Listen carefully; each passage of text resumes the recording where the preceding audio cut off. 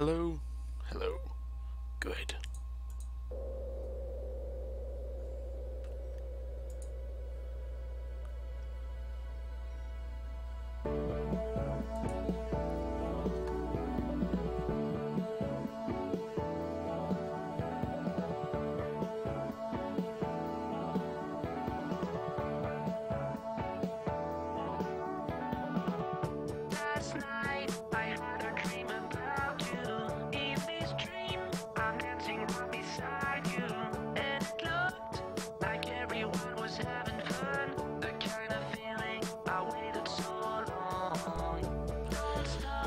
Hello, Laugh Off Liam Gaming. Hello, Anson Alexander. Hello, that guy.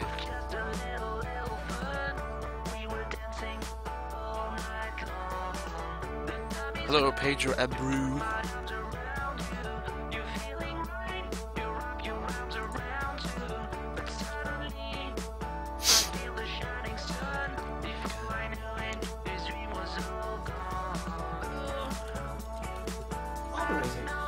Hello, Computer Master.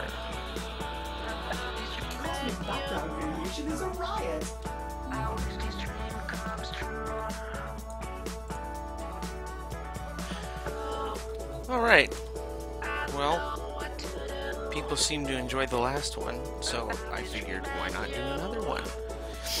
And today, I have done something in particular to make it a bit easier for all of you who last time were asking about one song or another.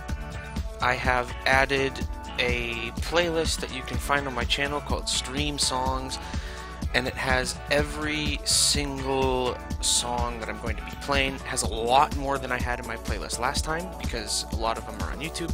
It's unfortunately missing a few that I was playing last time, but only a couple. So if you're wondering about what song is playing, or if you want to go hear that song again, you can go find that thing on my channel. Did you see DE's second new game called Survived By? That is not made by DE. That is being assisted, co-produced, kind of like how, what's it called? Sword Coast? If you remember Sword Coast, it's in a similar strain as Sword Coast. It's being assisted. Private Pesselneck, your orbiter is super classy, thank you.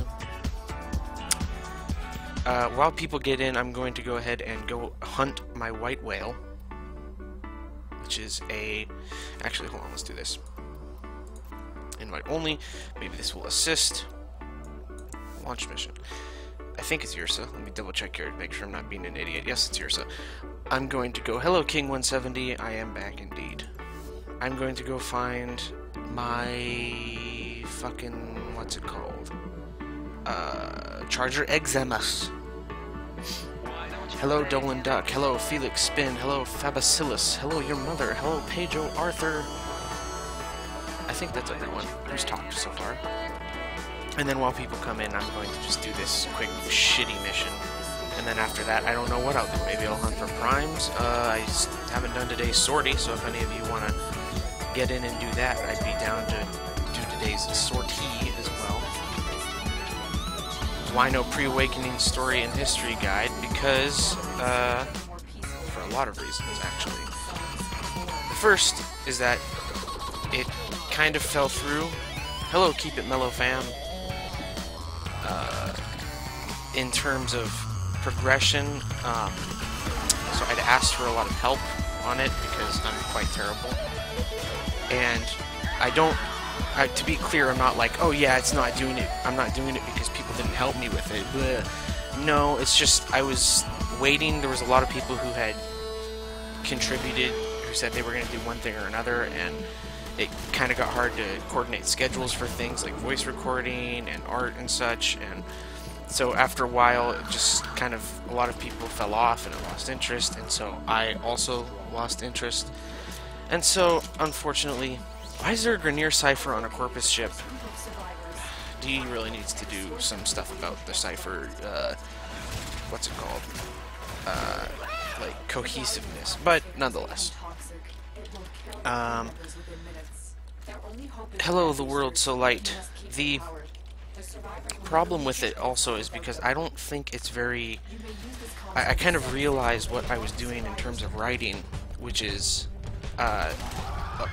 and the story of Warframe is quite long indeed, and the script I had was massive, and a lot of the... what's it called? Plot was being completed very slowly, and so I realized that I was going, with the way I was writing it, which was kind of a comedic, oh ha ha, jokey way, it would have taken quite a lot of time to complete, and so, hello you what mate, and so I didn't particularly find my writing to be interesting or funny. My art wasn't particularly good, animation. I just wasn't happy with the project as a whole, and I didn't think it was quite useful for what I wanted it to be, which was a concise way for people to learn about the lore, and so I decided to abandon it. Instead, I'm going to essentially nix or nullify the entire reason for that with the next project I'm working on, which, as I've said, I don't think it's going to be my best. Hello, Austin Morphus. I don't think it's going to be my best project by any stretch, but I do think it is going to be the most useful project I will ever do. Hopefully. We shall see, obviously. I don't know how long that's going to take me or when it will be done. Hopefully sometime soon, but you never know with me. Oh. Alright, so also, what I was going to do today while I still warm up my talking voice, because I'm not used to that, hello Hydra, how do you know my name? Who are you?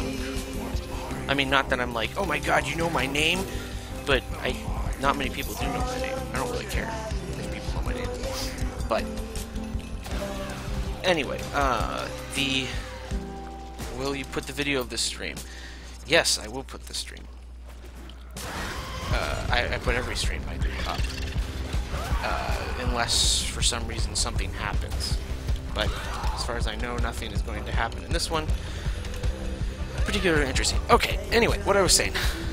The last stream, as I was saying during that stream, if you were here for that one, I kind of got a bit out of control with my emotions, talking about things. So my complaints with this game are very, very limited.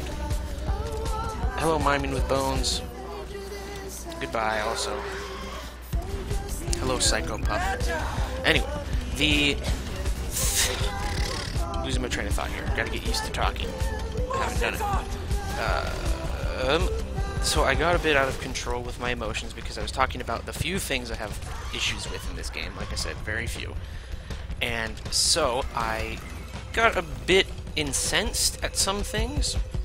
And while I'm sure many of you don't care, and a lot of you are probably like, oh, it's not a big deal, it is a big deal to me. I felt very bad about it in hindsight because I am one who is very strong, has very strong opinions about how constructive criticism should be done, and I, more than anyone, despise when people just spout blind vitriol about things. Oh, I mentioned my thing in the last name. You're right, I did. I was screaming at myself. There you go. I do not enjoy criticism that does not have a purpose. Oh, fuck, he's gonna die, isn't he? Shit. I got him. Why help me? Of course, last fucking second. Anyway, because I feel bad about it, after this... Ooh, no, not that way. After this crap, I am going to go into more depth. You think you left before that? Probably. I was very, very ragey.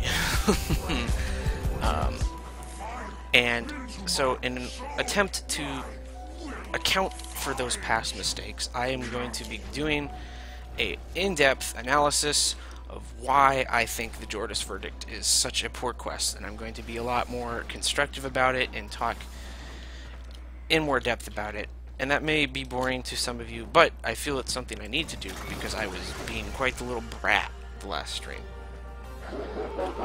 So hopefully some of you take a kick out of that. What were your thoughts on the Plains of Eidolon lore-wise? Well, I'm not sure what to... Hello, Menetical Flares. I'm not sure what you mean in terms of what I think about it lore-wise. It's the remains of an old sentient that was killed in combat, and the circle, the Orokin containment system that was placed up around the bones prevent it from reforming completely for whatever reason. Void magic, who knows?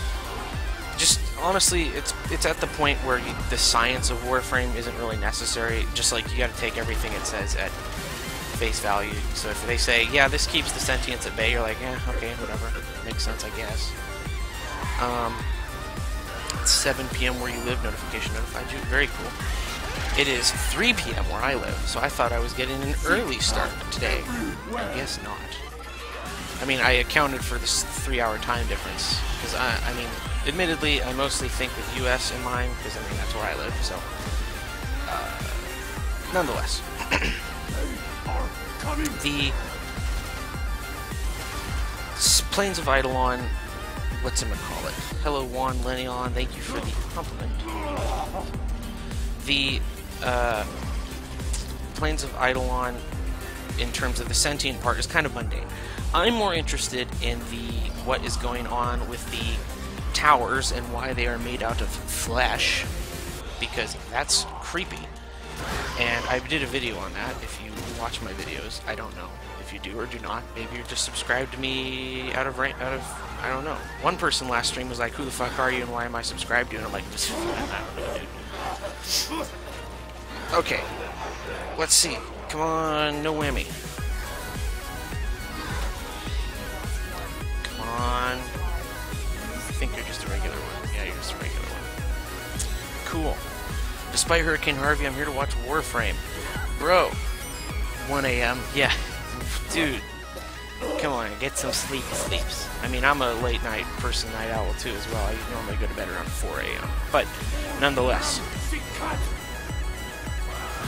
again, I'm more interested in the give the flesh some miracle grow and you have a cheap tower. Exactly. I want to run around the plains with your Volt. I think it would be fun on foot. I think Arcwing is going to be a bit too good for the plains, and it's going to nullify a lot of the interest of it. And on one hand, I'm sure some people will think that the what's it called? Come on, form your thoughts.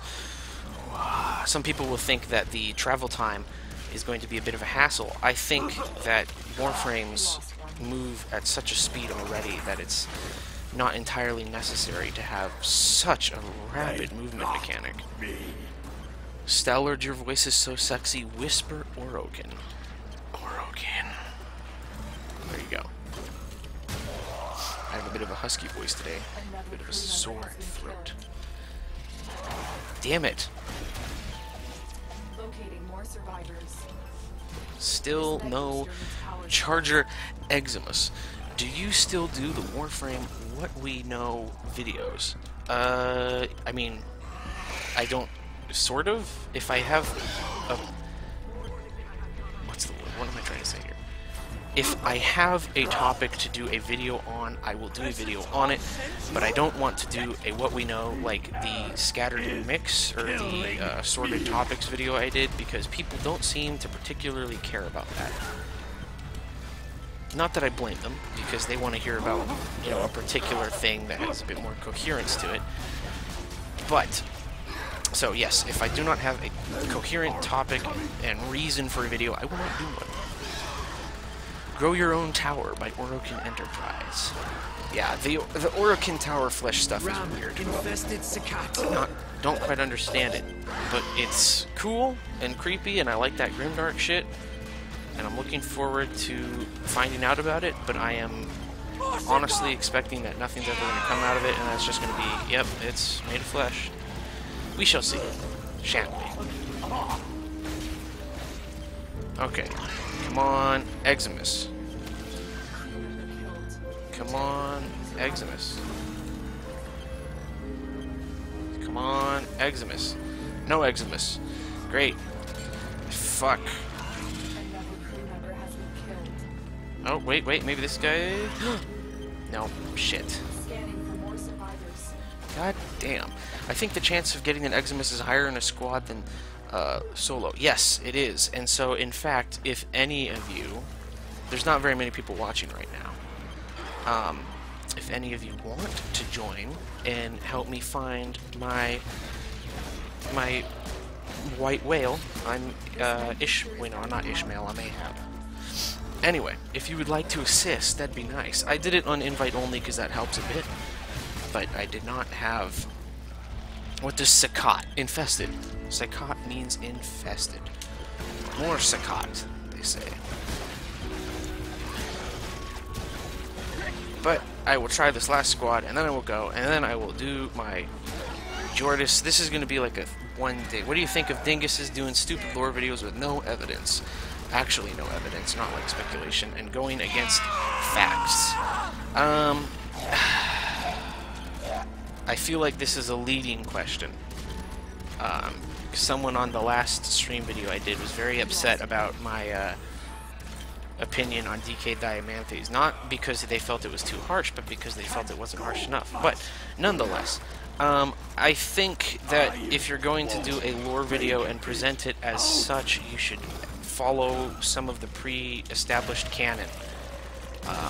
Going against it too much kind of defeats the purpose, and then it just becomes fanfiction. And if you want to do Warframe fanfiction and say, this is my Warframe fanfiction speculation stream, then sure, do that. But don't call it a lore video unless you're basing some stuff on some story. I mean, come on, that's just common sense, dudes. If you had a free lifetime Orokin Tower meat, would you eat it? I don't think that the Orokin Tower meat is for eating. I'm pretty sure it is for, like, building purposes, if you watch that video I did. Again, I think eating it would be a poor choice. Okay, no Eximus, get the fuck out. Time to go, and go do the other thing. I'll join if I get your in-game name. My in-game name is StallordD. I will go abandon, but I don't want to do this the entire time because that's going to be boring. Oh god, I do not feel good today. I am taking something called omeprazole, which is a proton pump inhibitor, which essentially makes it so that my stomach doesn't eat itself alive. And unfortunately, the doctors have not been able to figure out why my stomach is eating itself alive to begin with, and so have put me through a whole gambit of tests, every single one of which has found nothing wrong with me. Hello, Federico Scapen. None of them have found anything wrong with me. And while that may seem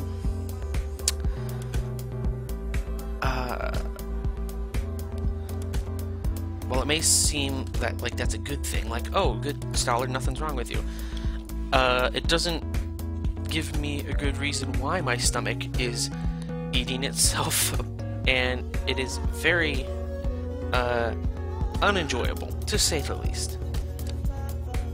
Infested stomach, yeah, it's massive acid reflux. And so, for this next test, I am not allowed to take omeprazole anymore, and my stomach feels like it is on fire, and it's not fun. And I've only not taken it for 1 day, so it's going to get much worse. Like, a lot of people don't really think, alright, Ethatra, let's do this. What platform are you on? PC. Hello, Jeremy Drummond. Can towers grow beards? I do not think so. If anyone else wants to join this quest for the infested thingy-majingy, then please message me. I'm gonna say, waiting just a sec to see if anyone else wants in.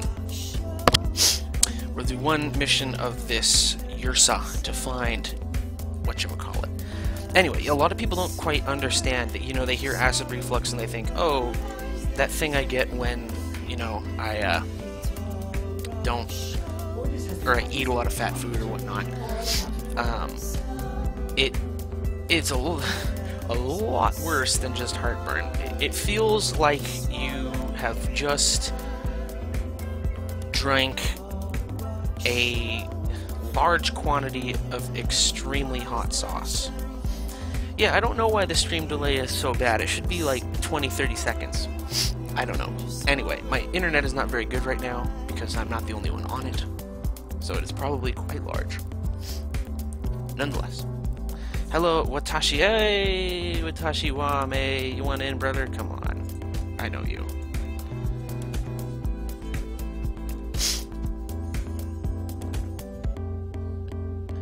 And 3's fine. We'll just go with 3. Nice Tron look for your Robon. Thank you. He is Corpus themed. Alright. Whoops. Remember, boyos, we're hunting Defector Eximius. I wonder what the inside of the towers. Yeah, it's a condition of the stomach where I have the face skin for Vobin. Well, White 523 field, am I late? No, I'm still doing it. Nib 2725, you caught a stream. Congratulations. Hopefully it's enjoyable. Remember, boyos, we're hunting Defector Eximus. Don't kill them. If you kill them, I will be very upset with you, and I will probably say, hey, knock it off. Alright, so as I'm sure you know how this works, but I will be reiterating just in case. We're gonna get the first 2 squads out scot-free like nobody's business, and then afterwards we're gonna let the rest 3 more squads die, and one of those units will hopefully be an Eximus.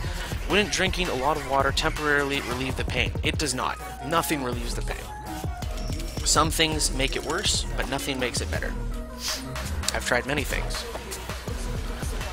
Spicy food, in particular, makes it much worse, which sucks because I'm quite a fan of spicy food. And if I eat it, it makes me feel like I'm going to expel my insides. Space Captain Walrus. Let's get you in here. Wait. You're in just in time, my friend. Is there a goddamn whatchamacallit? When's the next animation? I don't know. Space Walrus, accept your friend request. I will after this mission, because you asked so nicely. Hello, Tishon Grant. Hello, Samir Moore. It stays and lingers. Yeah. It's not fun. And I'm on day 1, and I'm already wishing I was not in this situation. Not a fun, enjoyable experience. And the worst part is that at the end of the 7-day period, I have to, have a tube inserted through my nose that goes down into my stomach, and from there I have to, just endure it for 24 hours, with this stupid tube in my face. Allegedly, it isn't very noticeable once it's in there, but we shall see. I don't know. They also said that the fucking soup prep didn't taste that bad, and oh boy, that was a lie and a half. I would not wish soup prep on my worst enemy. That was a nightmare. I didn't even mind the effects. The effects part didn't bother me. I shit my insides out. Oh darn. The taste was horrifying. And I don't know how to describe it other than, like, yeah, I just don't know how to describe it. It was the worst thing I've ever tasted. Tower steaks, yeah. Maybe that'll help. Maybe the Orokin knew what they were talking about.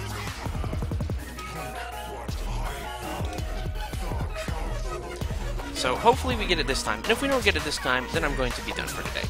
And then after this, I'm going to go do my in-depth analysis on the Jordas verdict and why it is not a very good quest with constructive criticism. Space Walrus says your game is glitched. Oh, that's not fun. Probably because I'm host. Oh, I see you. You're in ghost space. Let me try inviting you again. Oh, unable to join the effective. I'm sorry, my dude. It seems like you got the wrong end of the stick.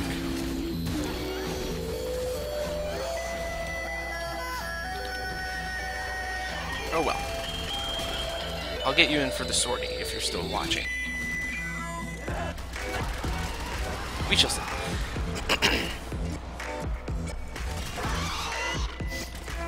I did an early stream this time because last time people were upset that it was about to take so long, and that is true or that it was so late. Hello, Yeet Productions. But I do believe that a lot of people in my time zone and the next time zone over are still at work or are getting off work or have just gotten off work, and so perhaps moving it later is a better idea. What is this? Is this one? Nope. Okay, guys, let's go murder some poor innocent Grenier. Swing that Prova like the proud men you are. That's right.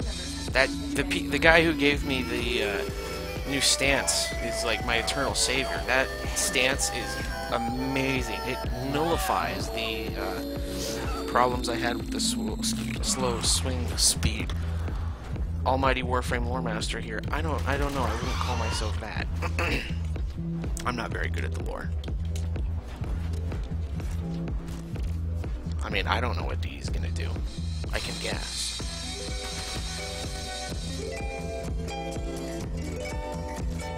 Innocent. Good point. These are defectors, and the Red Veil seem to have some interesting ideas about what to do with them. Innocent Grenier. Hey man, Crestatal's innocent. Have you seen her face?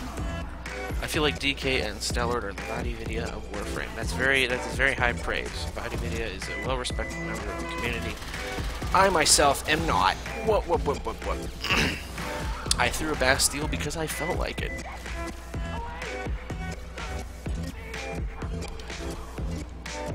I'm gonna walk you through this the best I can because I consider you a friend. I can consider you that. Me? Well, that's very nice of you.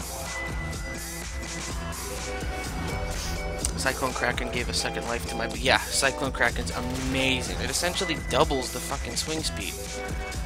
Because you're getting, like... That's one press right there, and you get 2 hits. That's amazing. Amazing. What happened here? Oh, it's the kitty. Don't let your poor kitty die, guys. Come on. Cat's still dead. What's going on here? Can you guess why it's called the Plains of Eidolon?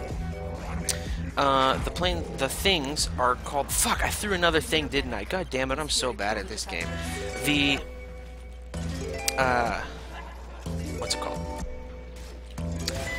The... Fuck, come on, thing here.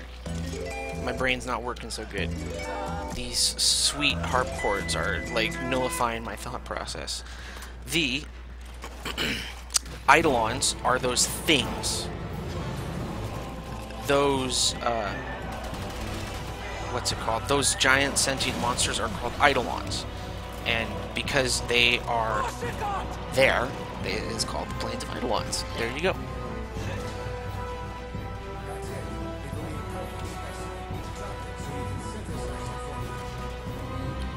Hurry up and kill them. This is taking a lot longer than I thought it would be.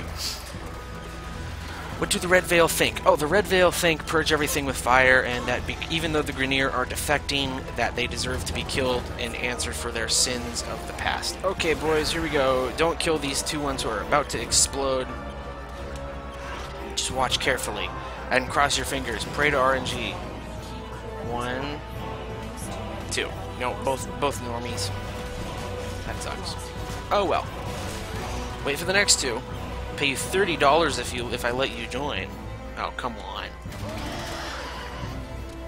How are you? Are you high? I am not high. As for how I am, I'm not very good. But I will answer it in the rhetorical, because it's mostly a rhetorical question. I'm saying I'm good. Thank you. Where is? There was 4. Oh, there's the 4th. What does the D stand for? So there were originally A, B, C, D, E, F. 6 StallordDs. So my first iteration of StallordD was when I was playing RuneScape as a young little StallordD. and I started with StallordA, and then I made another account, StallordB, then StallordC, D, E, and F. And D was the one I spent the most time with. And so it is the one that I ended up carrying forward into multiple adventures from there. Yeah, Fire Dad is a hypocrite. I don't get what his whole deal is and why he hates the Steel Meridian, or why they're friends. I think Parent Sequence and Steel Meridian should be friends, but you know, the whole racism thing makes it tough. It's Adeptus Ministrorum, latex fetish. Yeah. D was the most successful. Yes. Haha.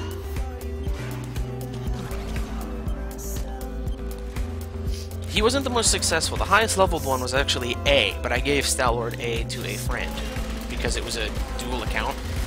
And so at the end of it, I'm like, yeah, you can have that one because he paid for the memberships. And then B, C, D, E, and F were not used do not have membership accounts. StallordB, I forgot the password to. StallordC, I abandoned for whatever reason, I don't really remember. StallordD was the one I spent the most time with. StallordE I used for a quest where you needed a partner to help you, and I did it with 2 computers at the same time. And the... what's it called? StallordF never left the starting area of RuneScape, the tutorial island, back when that was a thing. I don't know how they do it now.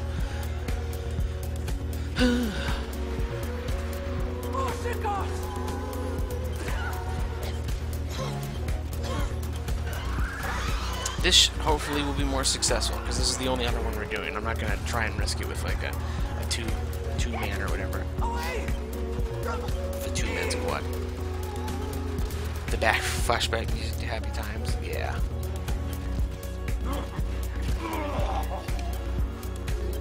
My sister ranked up. Okay, here we go. It's go time. Come on, big money.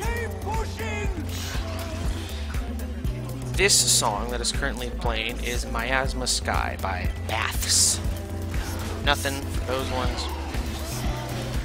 And again, if any of you are interested in any of the songs, you can look up a playlist on my channel called Stream Songs, and it has a massive collection of songs that I have curated over years, and I recently polished it off with a lot of songs I had added into it. So, there are some songs in there that I might not like anymore, but we shall see. Did I check out Glass Animals? I did not. I forgot to. I'm sorry. Alright, go time.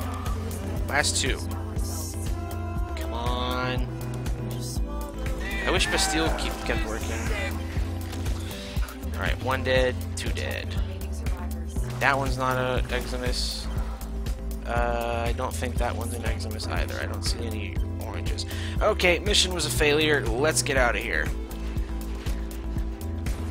Before more spawn and instantly die. Is it just for the Grenier term ram, be damn or damned?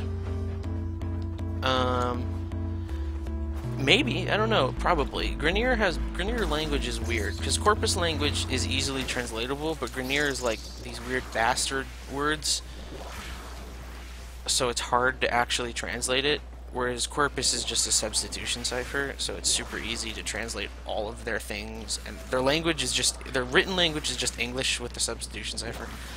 And their spoken language is a shortened alphabet that can be that is also substitution, and so theirs is easy to translate to. Incredibly difficult to translate from. Like if you want to figure out what someone is saying, might as well just give up. But if you want to speak Corpus and like seem like you're a cool dude, easy to do. Also, what did you think of my Loki Prime portrait, says Osmorphous? I thought it was very nice. Thank you, Efatre and Watashi wa Ame. But now I must depart and embark on my own... Why is my game frozen? My game is frozen. Or rather, I can't seem to press buttons. This is interesting. Did DE ever establish how long a normal Grineer lifespan is? No, they did not. They seem to have contradictory information on that, actually, which is annoying. BRB, quitting the game and restarting it. I have to Alt-Tab and manually force it to close, which is unfortunate.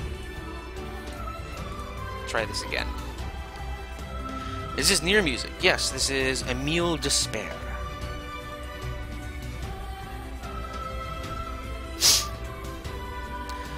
Grineer lifespans, though, should be short, but then they're talking about how Vor is significantly older than thought. Make a video on how to speak Corpus. I might. I don't think it'd be very interesting, though. Go to Arsenal from that menu and it will go away. Ah, I see. Well. Lesson learned. I will log in shortly and attempt it again. Yeah, we didn't get an Xmas. It's going to be something I'm going to do once a stream just to keep trying.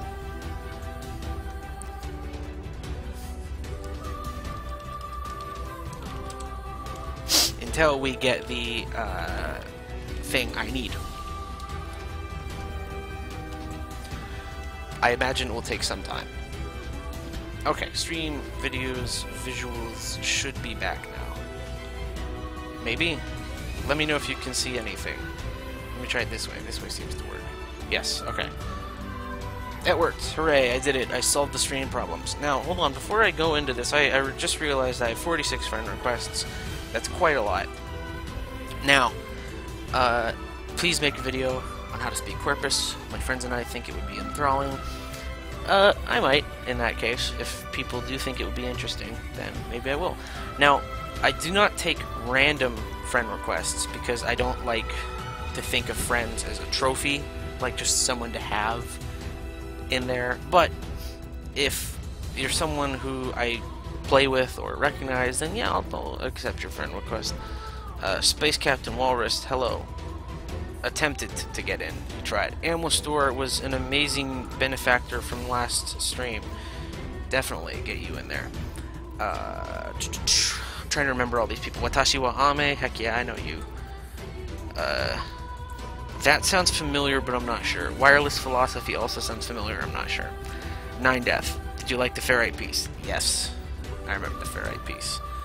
Star Killer, nice live stream, thank you.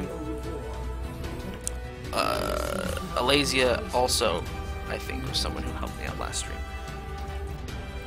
It's better to escort them up to at least level 50-60. Yeah, I suppose you're right to get the higher spawn rates.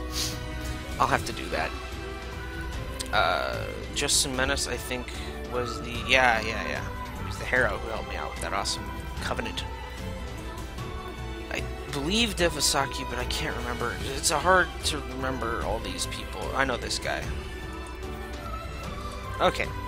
Friends requested, accepted. Now I got some, let me join, fam. Love your channel. Invite me to the StallordD when ready. I indeed shall.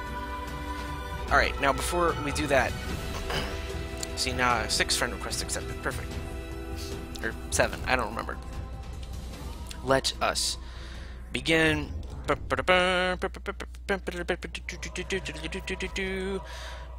This, is a complete and extensive description of why the Jordis Precept is not a very good quest.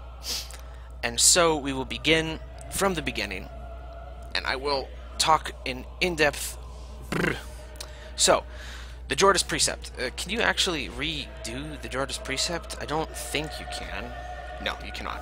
That's what I thought. But nonetheless, for this we will be needing to go to the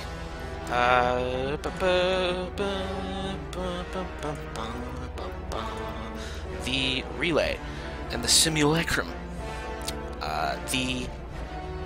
So the beginning of the Jordis Precept quest, if you remember, or if you haven't done it, starts with you going to an infested... I can't remember the exact details, but I remember the basic story and mission beats. And so, you begin by going to the let's start from the actual beginning, actual beginning, which will go into some more reasons of why the Jordas Precept quest is such a bummer. Now, this is going to have two things involved in it. The first is going to be things that are kind of outside of the game, like things leading up to the quest, things outside of the quest and leading up to it.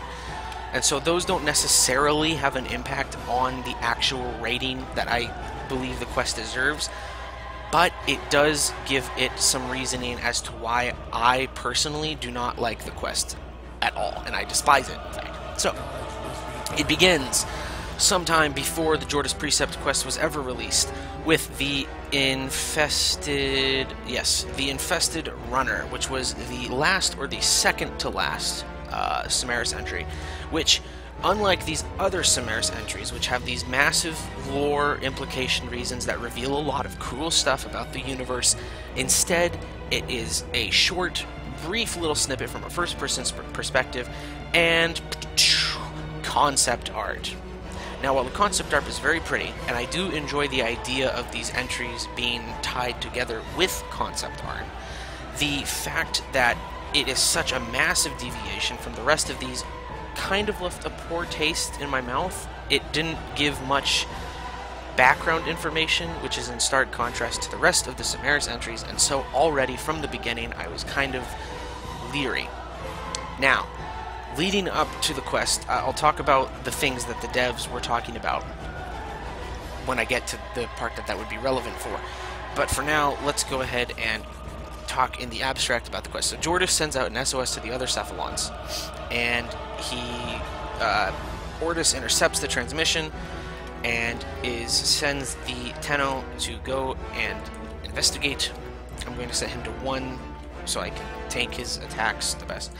And essentially you're just doing some basic missions, whatever, those don't really matter. What's your MR? 23, and I am 1 weapon away from 24. Back to the thing.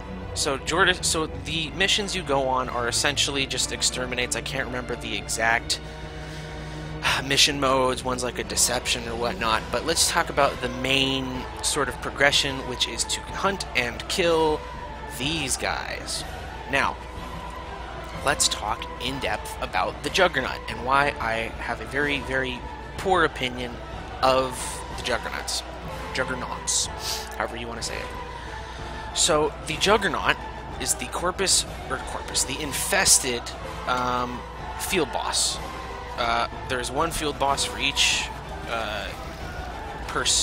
faction. There's the Bursa, the Manic, and the Juggernaut. And the Juggernaut was supposed to be this cool, big infested, right? And the Behemoth kind of fulfills that, but for the most part, the Juggernauts are just these little things. And now, where did he go? Did he kill himself? I think he killed himself. Awesome. Let's do that again. Oh wait, no, here he is. So, the Juggernaut is typically, because of the way infested Talsets work, fought in incredibly, incredibly small spaces. Now, that does not... Oh my god, level 331.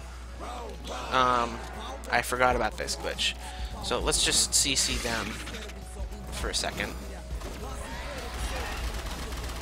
This is going to take 1,000,000 years. I forgot about that glitch. Anyway, let's keep them over there, and let's kill everything and respawn them. Most of the times you're going to be fighting an infested Juggernaut is in an incredibly small space. And so, I believe that this is going to be a very flattering... yes, Juggernaut Behemoths were the big one. This is going to be a very flattering encounter with the Juggernauts. Why are they spawning at such weird levels? I do not know. So he has... This is going to be flattering because we're going to be able to fight him in an area that should be fighting an enemy like this, which is where you're going to be juking his attacks. So he has 4 attacks. The first one you can see is this. It spawns more mobs. The number thing with their leveling is normally not an issue. And that is kind of fine. It spawns mobs. Most of the time in an infested mission, you're going to be dealing with a shitload of mobs anyway, so I'm not sure why that's entirely necessary, but from a thematic standpoint, it works. Now, him himself has several attacks. The first is he does this, which shoots out big DOT toxin effects that cloud a massive area and have, they area denial. So the purpose of that attack is area denial in a very small space, and would be best described as not fun to fight. I don't know where he went. He probably killed himself again. The second attack is what you just saw, which is the charge attack, which is a gap closer. That's fine. And then his third attack is, or his fourth attack rather, is the attack where he just shoots those stupid little spines at you. He's gonna keep fucking killing himself because he's not very well designed. He does this again. Let's just eat it. Don't charge me, please. Okay, he went in the right way this time. So those attacks are annoying because they bypass shields, eat through health. He's already not fun in that regard. And then he has this stupid spine strike, which can do anywhere from 0 fucking damage to go fuck yourself, you're fucking dead. He himself is not only... He focuses, or he uses semi-invulnerability states in the way that his, he's kind of invincible. He takes massively reduced armor. And I'm not going to be talking about the way to fight him because of, there's cheese ways to fight him and whatnot. I won't be talking about those because fuck that. The next is that, so you're going to be spending 90% of the time just standing here waiting for him to open up. Now again, this is extremely flattering because of the distance I'm fighting him in. He automatically does that, which makes it easy to kill him. A lot of the time you're going to be fighting him in a very close area, sitting there, standing, doing nothing, waiting for him to open up his pseudo-invulnerability states and pop him for a big amount of damage. Yeah, I'm getting a bit long-winded in this. Long story short, he's very unengaging to fight, I guess. I don't know if Ashvale teleports still works. I don't think it does. I know Valkyrie's cheese still works, so does Excalibur's. Let's put a Behemoth. I still don't have that because I can't redo that quest, which is annoying, because I scanned him in the quest. The Juggernaut is easy to kill. Yeah, he's easy to kill, sure, whatever. You can do a whole lot of cheese shit to make him a joke, but he's not fun. Not whatsoever. And you just kind of sit there. Alright, there's clearly some spawning, leveling issues with him. The other reason he's annoying to fart, Jesus Christ, that's gonna be funny for a few seconds. The reason he's annoying to fight is because he invalidates a lot of Warframes. He is not only immune to CC, like many field bosses are, or not field bosses, but like special enemies, he is straight up, like, he punishes you for using CC. He turtles up, ceases attacking, and becomes unattackable for several seconds. And why they would do that, I haven't the faintest idea. Why they would give him, of all the enemies, not only... Here, why don't I just do that? Not only CC immunity, but invulnerability, and it's like, so it makes CC not only ineffective, it makes it actively a bad idea. And so for the same token, Warframe powers are largely ineffective against him.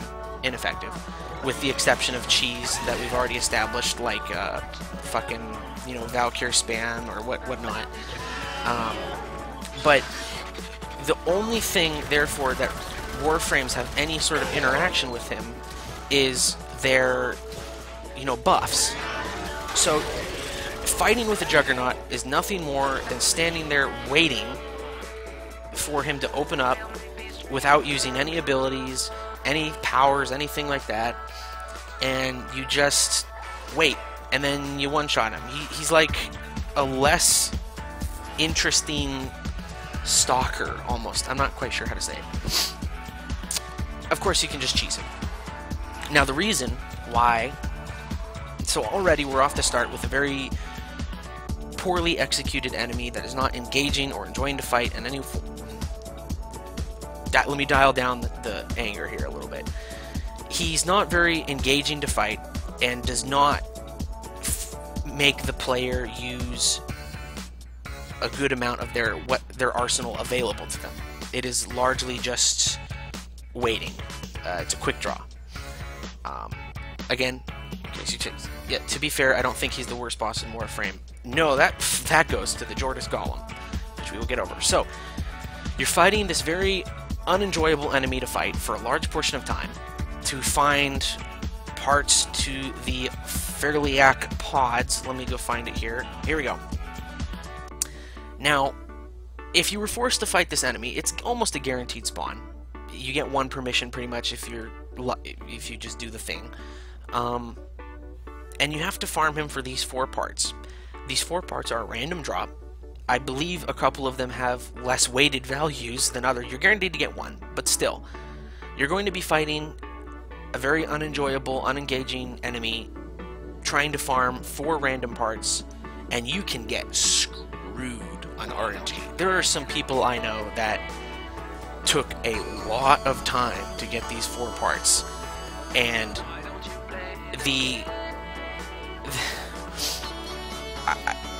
if it was 2, it would be not a big deal at all. If it was 3 even, it would be significantly better. But you have to get 4 independent parts.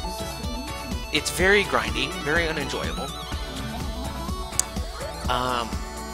Sort of little Easter egg or impossible fight. Yeah. Probably. Some enemies have set base levels that they can't go below. Yeah. And so you're crafting this item. And by the way, this gear item is, I'm not exaggerating here, worthless. It is, you throw it out, if you don't know, if you haven't used it, you throw it out and it attracts infested enemies to a small area for several seconds. Now granted, you get a lot of them, but why you would use that over any other Warframe ability CC, or just kill them, I can't fathom. I don't understand them. They have no purpose in the game. Like, sure, they do something. I mean, everything does something, but that something they do is so insignificant and outclassed by virtually everything that it's not worth the massive investment. Well, not really investment, because you don't use these things for anything else, but the fact that you have to farm for these. So you fight an annoying enemy to farm for random parts, to farm for a gear item that is worthless. Then you go and you get 2 Argon. Now that part's not really bad. It's just, it's a bit groan-inducing because it's not really needed. Like, what purpose does that serve for the quest? Nothing, really. It's just another step of grinding, kind of like the second or so Teshin scanning part in the War Within. It's just there to extend the playtime. It has no actual engagement purposes or lore purposes other than, oh, you gotta beef them up and get the better ones, I suppose. And so after you do all that, which can take a lot of time, or no time at all if you're lucky, you come to fight this. And this, for many people, was supposed to be the big payoff for the grind. Leading up to this quest, and again, I'm going to try and keep myself... So what you're saying is that this is one of, if not the weakest quest. This is, without a doubt, the weakest quest in Warframe. And I would argue that it is probably one of my least favorite parts of the entire game. Because, so back to what I was saying, leading up to this was supposed to be the big payoff. You went through this farming mission to come fight what was up to this point. So leading up to this, the devs were teasing Jordas, talking about him being a massive enemy you fight inside. It's going to involve Archwing and on foot. And I know people will say, oh, that's the Jordas verdict, and it is. But this was, well, that is sort of it. But it was supposed to lead up to this big, epic confrontation with a massive behemoth enemy that was going to, like, trump the J3, not J3, the, God, what is the enemy in the Derelict called? I forget his name, and that's embarrassing. But anyway, the J3000 or whatever the heck he was. Lephantis. So this was supposed to trump Lephantis in terms of scale and engagement, and it was hyped all to hell. Now again, that's outside of the actual quest itself, so I don't hold that against the quest, but I'm using it to explain why I personally am so disappointed, or was so disappointed with this quest at the time. And now we're going to get to the part I was complaining about in the last stream, and where I got a bit out of hand, and we're going to be a bit more specific with what the problems with this boss are, other than it sucks. So I am someone who thinks that enemies, and anything really, that has something that is done already, or an enemy design, because enemies are something that are generally not fought, or they don't have, damn it, see I did it again. He turtles up and you have to wait. Because enemies are something that typically have less movesets, or have more restricted movesets than other enemies, or other than, like, players, those moves have to be very well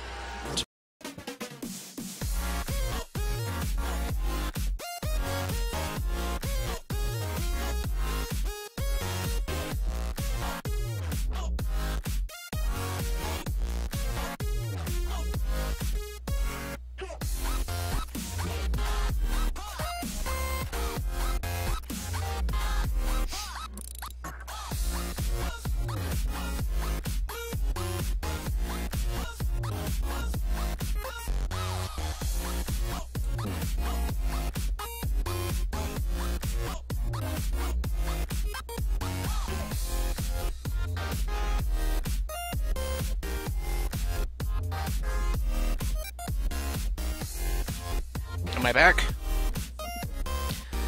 Okay, cool.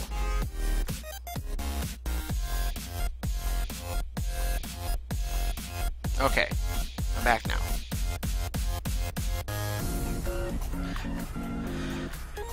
Alright, I don't know what I was saying when I disconnected.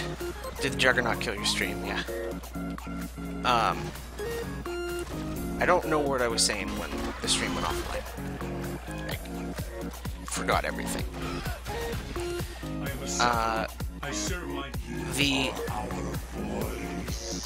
Completely forgot what I was saying.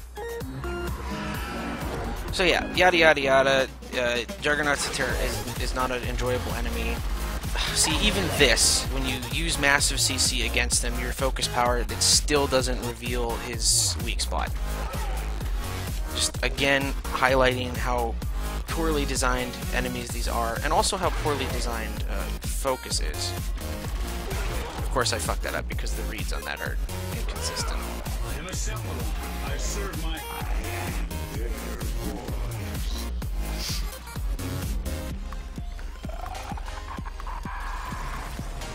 I just hate this boss so much. You got the whole point of that. You were talking about how much this boss sucks. Exactly. And you all know how much I hate the Juggernaut. I went into detail about why it's such a poor boss. And I was talking about the hype leading up to the Jordis Golem, and how it was a massive disappointment compared to other things. Juggernaut better than Lephantis? Hell no! Juggernaut is not better than Lephantis. Juggernaut's significantly worse than Lephantis. Oh, this is so frustrating. Charged right into my arrow and killed me with it. That's cool. Good trick. I just really hate this boss. Don't know what to say until I get to the part where I'm in the space part. Because honestly, that's the only other part about this boss that's left to talk about. Why was Focus introduced when arcanes were already a thing? It was supposed to be this cool system that you activate wants like a mission to get massive benefits out of it. Is he gonna die? This is really unfortunately embarrassing. There we go. Okay, I did it. Hooray! Is Jug status immune? No, he's not, fortunately. But okay. Now, so it was leading up to this massive fight, which was supposed to be rewarding. It was supposed to be the big climax, the fantastic part of the fight. Yeah, everyone hates this boss. I'm not surprised. But I want to go into why this is such a poor boss. Now, Warframe's bosses are hit and miss. There are very many bosses that folks would consider poor. But I'm going to talk about this one in particular because it is the most poor. The boss has, and I'm going to do it without screaming like a little brat the first time. The boss itself has no interaction. It is charging around to follow a single enemy, and the enemy itself doesn't really engage with you. It has 3 to 4 attacks that it cycles through, as well as adds. The adds are without a doubt the most dangerous part of the fight. And the boss itself is largely doing nothing except trying to evade you, not attack you. And the attacks it does do are meant to dissuade your progression towards it. So it has these, which are homing attacks. It has a massive wave AoE that CCs you and does a little bit of damage. And then it has a trail that is meant to further dissuade you from pursuing it. And what's it called? The boss, it just, there's no interaction. You're doing nothing but following it around, shooting its weak spot for a large portion of time until it's dead. There's no, evasion necessary. There's no, like, cool mechanics you have to do to open up its weak spot. There's no interesting part. It's not a fight. It's a long-winded target shooting session. And I'm not using now the way to do this is to do this Vahek is significantly better than this boss. And I mean, Vahek isn't particularly the best boss either, but I find him far more enjoyable than this because at least Vahek is attacking you. He's fighting with you.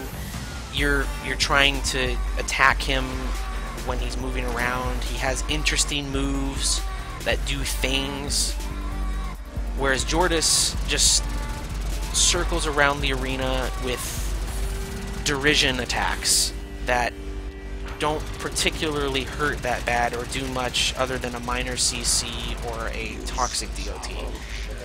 And now, of course, the way to deal with this is with the Velocitus. But not everyone has the Velocitus. Or would know that because, whatever reasons. The fact that there's one weapon that makes this boss tolerable shouldn't be a thing. I mean, just because there is an easy solution to the boss, if that is the only solution, I think that's a bad idea. The entire boss fight is designed to take as long as possible. I would agree with that sentiment. It's just a further, much like the Argon farming section of this quest is just there to kind of prolong game time. And so I wouldn't qualify this as a boss. I would qualify this as a long-winded target shoot. This would honestly be more easily compared to a moving, like, sabotage mission. It has roughly the same amount of danger involved in terms of adds and, random environmental effects, but it lasts much longer and it moves around the arena. And that is virtually all it is. I wouldn't qualify the Jordis Golem as a boss. And again, a lot of my, disdain for this comes from the leading up to it, where it was hyped up as a massive scale boss that was supposed to be something interesting, and it wasn't. The Mastery Rank 24 test is going to be this. Watch it happen. The Mastery Rank 24 test is a thing where you fight with your Star Child. I've done the practice test, and it's not very enjoyable, but whatever. Okay, that was that. Didn't really cover anything new, but I felt like I needed to do it anyway. Why do I have so... Oh, I did the standard last night, that's right. Alright, that's all I wanted to do. I just wanted to go over why I dislike that quest so much without acting like a petulant child so much. So who wants to do the sortie? I don't know what is today's sortie. Enemy elemental, enemy physical, shotgun only. Ugh. Okay. Oh, wait. No, fosses. So excavation, mobile defense, rescue. Seems to be a pretty all-around not too bad sequence. So let's the thing isn't a boss, it's a pile of infested, rotten, overhyped garbage indeed. It is a moving stage hazard with a weak point. Not a boss. I'll fight you. I'll fight you. And I'll invite you. Oh, just some menaces offline.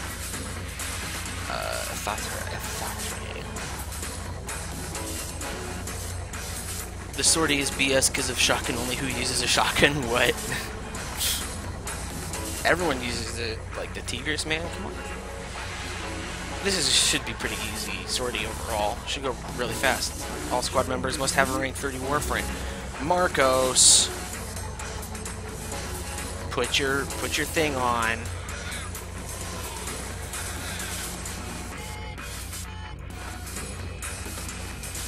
Here's hoping for some badass ribbon reward. Oh, just some more menace? Alright, I will invite you to the next one. Cephalon Marcos is not doing anything. Hold on, let me talk to him.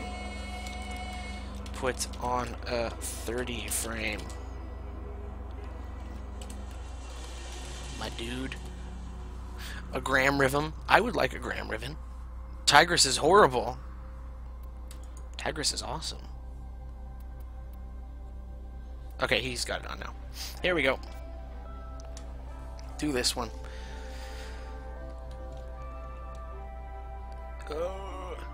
Tigris' duplex auto-firing is what makes it awesome. Or awful. Did you ever get a legendary core from sorties? Hell no. I've gotten nothing of interest from the sorties ever. The best thing I've ever gotten from the sortie was a Glaxion ribbon. That was okay. If it weren't for the Tigrises.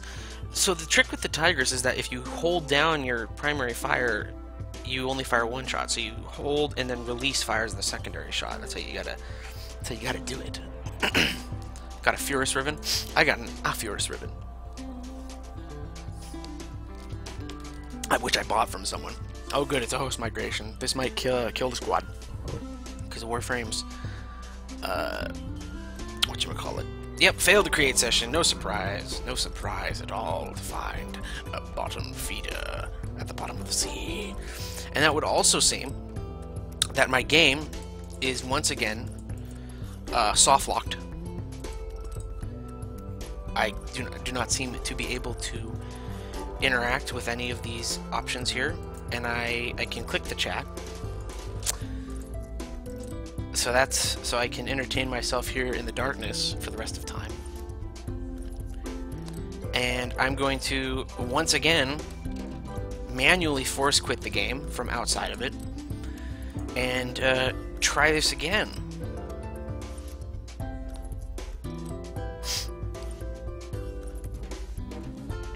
You got the core once. An arrow. Oh boy, oh boy. This is annoying when this happens. Okay, so this happens when Warframe does not want to quit.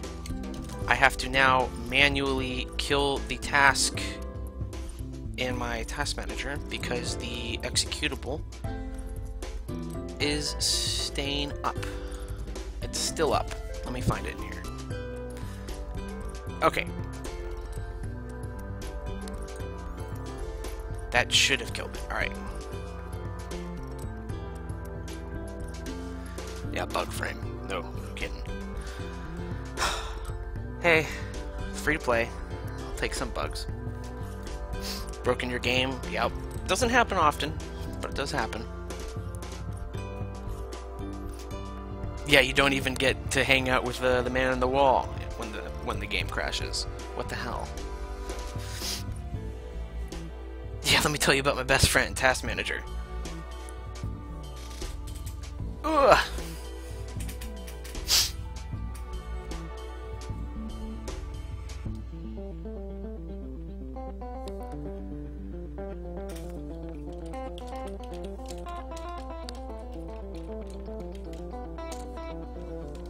Okie dokie. I have returned once again.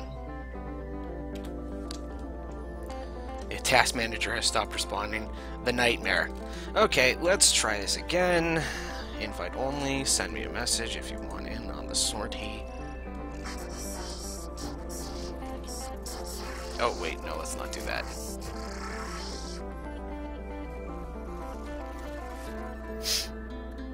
Rap, tap, tap, my dudes.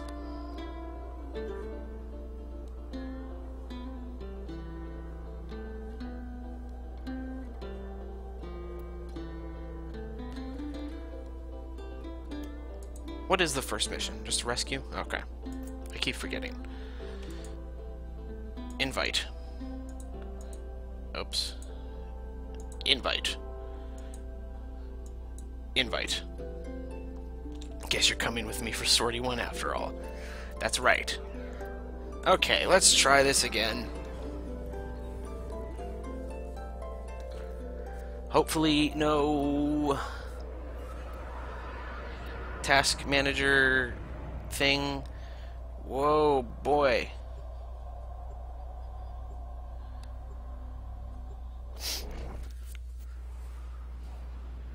Arcanes are a current thing, Last Dragonborn. They're things you get from trials. They're things you slot into your cosmetics to provide you with bonuses.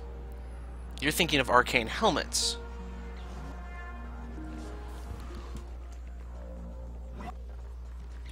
Okay. This is a rescue mission. We need to find and liberate the hostage before any harm comes to him. Fuck. Now you see how bad I am at parkour. Nobody look at me. Nobody look at me.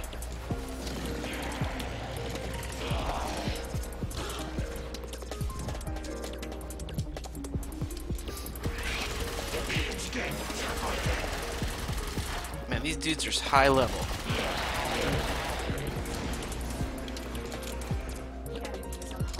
Oh man, I haven't seen this tile in years. Well, not years, but actually, probably years, actually. The tile generation system in this game is kind of disappointing, because there are some really, really cool tiles that never spawn, and the response to that I hear when I complain about that is that a lot of people say, oh, well, the reason that they're so rare is to make them more special, and it's like, no, that's stupid. They'd still be cool and special to me because they're cool and special. It's not the rarity of the tile that makes them cool and special. It's the aesthetics and, you know, interactivity of the tile that make them cool and special. And I would like to see them more. Like the ship hanger in the Corpus tile set is quite a common tile, but it's still one of my favorite tiles in the game. Because it's a good tile. And there are a whole lot of tiles that are in other tile sets that would be very cool to interact with, but are just never spawned for whatever reason. Is this all the way on the ground floor? Yeah. Oh, he already got it.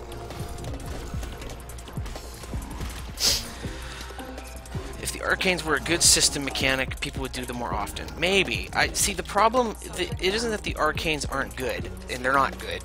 There are some good ones, but they're generally kind of underwhelming. The problem with the trials is that the trials themselves are very difficult for new players to learn and require a good, not a good amount, but they require some communication and setup. Of course, which people are going to say, oh, well, I do try a Law of Retribution random missions all the time, and it never hurts me. And you're right, because you're doing it with people who know what they're doing. But it's very difficult to get into doing trials. The balcony extraction talents are... Exactly! That tile is rare as hell! Has anyone seen an outdoor corpus space tile with a blue portal and an invasion mission? Yes, I know which one you're talking about. That's also a cool one. I haven't done invasions in a long time, so I don't know if that's ultra rare either, but nobody wants to do players in their trial runs. Exactly, so there's no chance for people to learn, and so why would anyone do them? And it's like, oh, well, you have a rare chance to maybe get one of... Alright, so send me a message if you want in on Sortie 2. If you do these missions, you have a chance to maybe get one of the okay ones, and it just... There's not a whole lot of incentive to do them other than the credits, or if you want one of those, if you're willing to gamble on those. Energize, Grace, yeah, like half of them are terrible, half of them are okay, or like almost half of them are okay, and then a few of them are actually good. There are some people who do, yeah, like raid school buses. Yeah, the game does not teach you. And the game, now the idea is that the game, that it's something you kind of learn, right? You kind of like experience the... Let's try and get some thoughts going here. Alright, no one's joining, let's just do public. You try and like figure it out as you go, but the problem with that is that the goals themselves are so convoluted, especially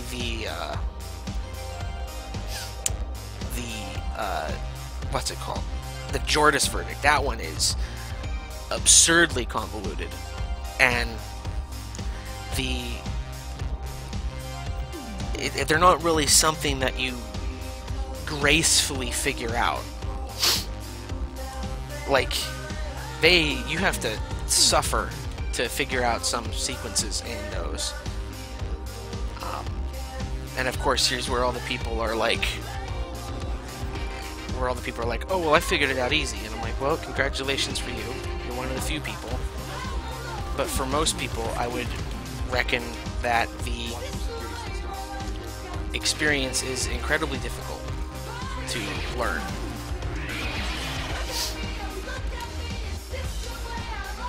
And they're just not very... Well, I thought they removed that. Oh well. Anyway, they're just not a very good system, and unfortunately, because... Now this is the part that really bums me out, and kind of frustrates me, to be honest. DE doesn't want to put more work into doing... Or into... Ooh, Game Pros, okay, never mind. Doesn't want to put more work into making them better, because nobody wants to play them. And so it's like this catch-22. No one wants to play them because they're bad, and they're not going to get better because no one wants to play them. And that's a really frustrating opinion. And I'm like, again, I would consider myself a DE fanboy, and I'm willing to give them a lot of, you know, kind of forgiveness on things.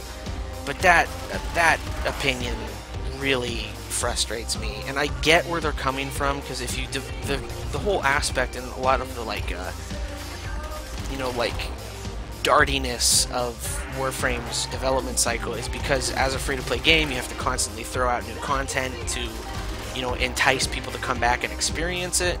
So you can't spend too much time and effort going back and revamping old systems.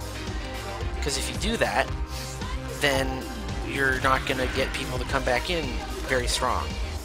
And so you have to divvy up your time. And of the old systems that, you know, need some TLC and could, you know, use a revisit and a rework, of the systems that are in that scenario, raids are very low on the totem pole. Like, they're a niche thing already. Like, even if they were at their full capacity and working perfectly, they would be a niche thing. And so you're talking about a niche thing and asking to make it nicher, or not more niche, but of the things that could be used to, like, backwards repair on old systems that could use more help, there are less niche ones that would have greater, wider impact, and so DE tends to focus them on those. Again, it's an unfortunate place to be, and I find that opinion very frustrating, but I understand why they feel that way.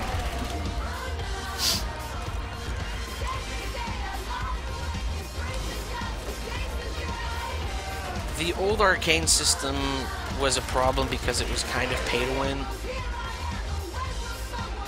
Like, there were some helmets that, like, there was, rare as it was, there were some people in, you know, recruiting chat who would be like, don't join this mission unless you got the Essence Loki, or whatnot. Like, when I was doing the early, you know, the event where they first introduced the Fomorian Bomb Corps run, and people were going for that, the guy I was running with said that I couldn't be Loki unless I had the Arcane Essence helmet. I mean, I did have it, so I ran it anyway. But, like, that mentality, while rare, does exist, and so it would make sense that DE would want to, you know, cut that shit out as much as possible. Because that is not a healthy viewpoint to have. Or not a healthy viewpoint to foster in a game. Especially a free-to-play game. Because if people feel like they're being locked out of content because they're not one of the few who have played or who have gotten one of paid for these helmets, then it causes a lot of ire. Things that need reworks. Early game tutorials for newer players, yes. Bosses, the story, ribbons, frame, and weapon balancing. The story is fine. It's just I wish that they would. Why am I so slow? That was weird. A lot of the things that they could have kept using with the story to keep it interesting, like the old Samaris thing, which they abandoned for what I can only assume is literally no reason. Like, you know, saying, oh, just put more story in it, that's kind of, you know, a stupid opinion to have, because, oh yeah, I forgot you can do that now. Because, I mean, you can't just put more story into it, you gotta put work into it. But of the ways to put story into the game, literally a timed release of a brief snippet of lore is such a low impact way to introduce stuff, and why they abandoned it, I can't fathom. It's not like they were, it's not like every Samaris entry, you know, unlocked a new quest or anything like that. It was literally just a few paragraphs of text, and they could have kept doing it, but they didn't. And very, very, very frustrating. Of all the systems that DE has unceremoniously dumped, that would be the one that has frustrated me the most, because it was the least impact. Like Arcwing, you gotta put more development time into making new levels and Arcwings and enemies and revamping, blah blah blah blah blah. But the Samaris entries, it's just writing, and of course writing takes effort. I'm not demeaning that, but it's a one-person job with a one or two-person like checkoff. Now, the reason I think it was a problem is because Steve was the only writer, and so he's also the lead programmer, and so he had to decide, okay, do I want to spend the next few hours writing the Samaris entry and cleaning that up, or do I want to program, you know, a way to optimize the game and fix some bugs, stuff like that? And the choice is obvious from a you know, gameplay standpoint. But now that they have a new writer, hopefully they will bring those back. Now, that new writer was hired several months ago. and I have not seen anything substantial come from his new hire. Now, again, at the time, he was being hired from Australia, and so there was some, you know, leeway time for him to relocate and such. So wasn't expecting, you know, massive quantities of sweeping lore to be introduced, and I'm sure he's busy with other things like Plains of Eidolon. But I would think the Samaris entries would be just like, okay, we got a guy who's dedicated to do writer right now. You can go do it. But what do I know? I don't know anything. Never will. It sucks that I want to do game writing for a living because I know so little about it. Or not know so little about it, but I would just be so poorly qualified for it. Story progression is a bit of a mess. Oh, okay, so you want to know something ridiculous about the story I found out? So the next project I'm doing is a complete summary of the entire Warframe timeline up to some parts during the main thing, but it doesn't include playable quests because the player can decide how those play out, right? Now, the thing is that, form your thoughts here, let me think here. My brain broke again. I forgot what I was saying completely. Please remind me what I was saying in chat. Because my brain just exploded. Like, it's gone. Hello, Robbie Robinson. Thank you for the sortie, my friends. I will now do the last one.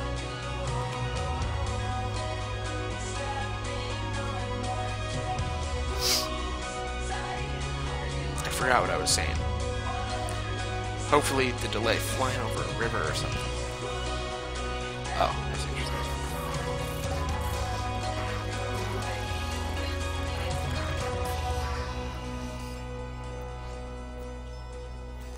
Oh, I need a shotgun. Right. Go put on my Tigris. Well, I forgot what I was saying. Oh well. Something about the story, I'm sure. Talking about oh yes, so I'm doing a summary of the entire Warframe timeline, and originally I was going to include all the playable quests, just, you know, and put them in kind of like a rough order, like, okay, this isn't perfect, but you get the idea. And as I was doing it, so what I'm mainly doing it for is so that people who never got a chance to play the old events can kind of know the lore. And I realized that the old events, like, directly contradict the current progression. Like, in a massive way. So, like, the way the story goes is that you... Like, I can't even really explain it. Would you be willing to have a personal chat about ideas or concepts for the game when you're not busy with video making or streaming? Oh, I see. Something that you found out about the story, you sounded mad. Yeah, so I found out that the way they have set up the plot and timeline of the story is impossible with the way that the events set out. After this, I'll read out some of the problems I was having with it. It was mainly one issue in particular that I found very early on when I was writing in the current timeline. But when I found that one, I'm like, well, shit, I can't do it now. Hey, Menace. Shotgun. It's a way with the way... how do I put this? So, events happened before in a more linear manner. Like, they kind of happened with the idea that you were taking place over the entire system. And then when they came back and... You're good, son. Just don't do it again. Oh, wait. Well, the boss is... Oh, you forgot to do sortie too? Ha, okay. Heard, my friend. You will be missed. Oh wait, I said it. Sorry, I said it to invite only to public. Oh man, yeah, the boss fights aren't canon. I talked about that last stream. There are a few that are canon, but most of them are not canon. The problem is when they revamped the player progression for the Spectres of the Rail, they hired someone to take care of continuity issues with the storyline. Yeah, that's the writer I was talking about, the one writer they hired. I forget his name. He wrote Time Splitters. He wrote some time travel game. I forget what it was. Apparently has very good writing. I would not know. Oh god, this is a terrible build, isn't it? Anyway, the problem isn't necessarily with continuity issues. It's that all of the story beforehand, all of the events and such, are written with the idea that the players would have the entire star chart unlocked. And so things now, with the way they progress, I think it was in particular, it was the Archwing quest is unlocked after you get to a point where you should already have the Archwing according to the thing.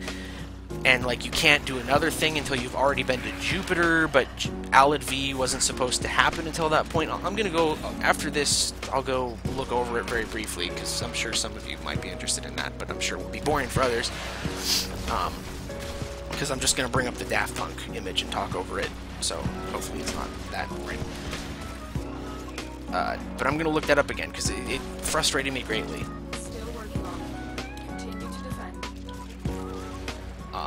And made me go, okay, I'm not including any of the playable quests in the timeline. Hopefully people can understand that.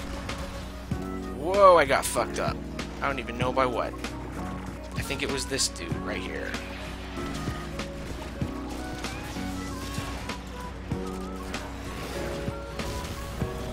Can't wait for shield gating, implying Steve isn't a good writer. It's nothing to do with Steve being a bad writer. It's just...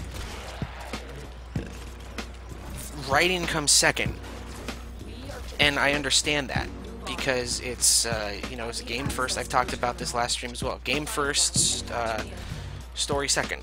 It's how every game should be. If League of Legends can have Graham McKeel, well, they have a good writer now, and like I said, we haven't seen the fruits of that new writer show up yet, because you know, things take time.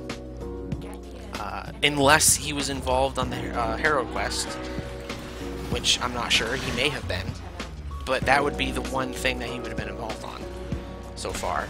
And the Hero Quest was fine. It had some unintentionally goofy bits, but I think that was more with the limitations of the way the Warframe gameplay, you know, clashes with story. Like, there's a bit of a, you know, jarring there. Like, why would you ever feel scared or tense in this game? You're literally a demigod that cannot die. And so when they try and be like, oh, spooky spook, here comes a ghost, he's gonna fuck you up, like, no one felt scared about that. And that's not because what they were writing wasn't scary, it's just that what they wrote wasn't scary to us, because we're fucking demigods. And StallordD's already confusing me. You make it worse. Yeah, don't worry, I'm good at that. Like, they could fix a lot of this. They would just have to retcon some stuff. Now, well, let me rephrase that, because I am also very opposed to retconning. I think if you write yourself into a portion where you have to retcon something, that's your own damn fault, and you should instead write a way to fix it. And even if that way turns out worse than if you had simply retconned it, that's your fault because you wrote yourself into that corner in the first place.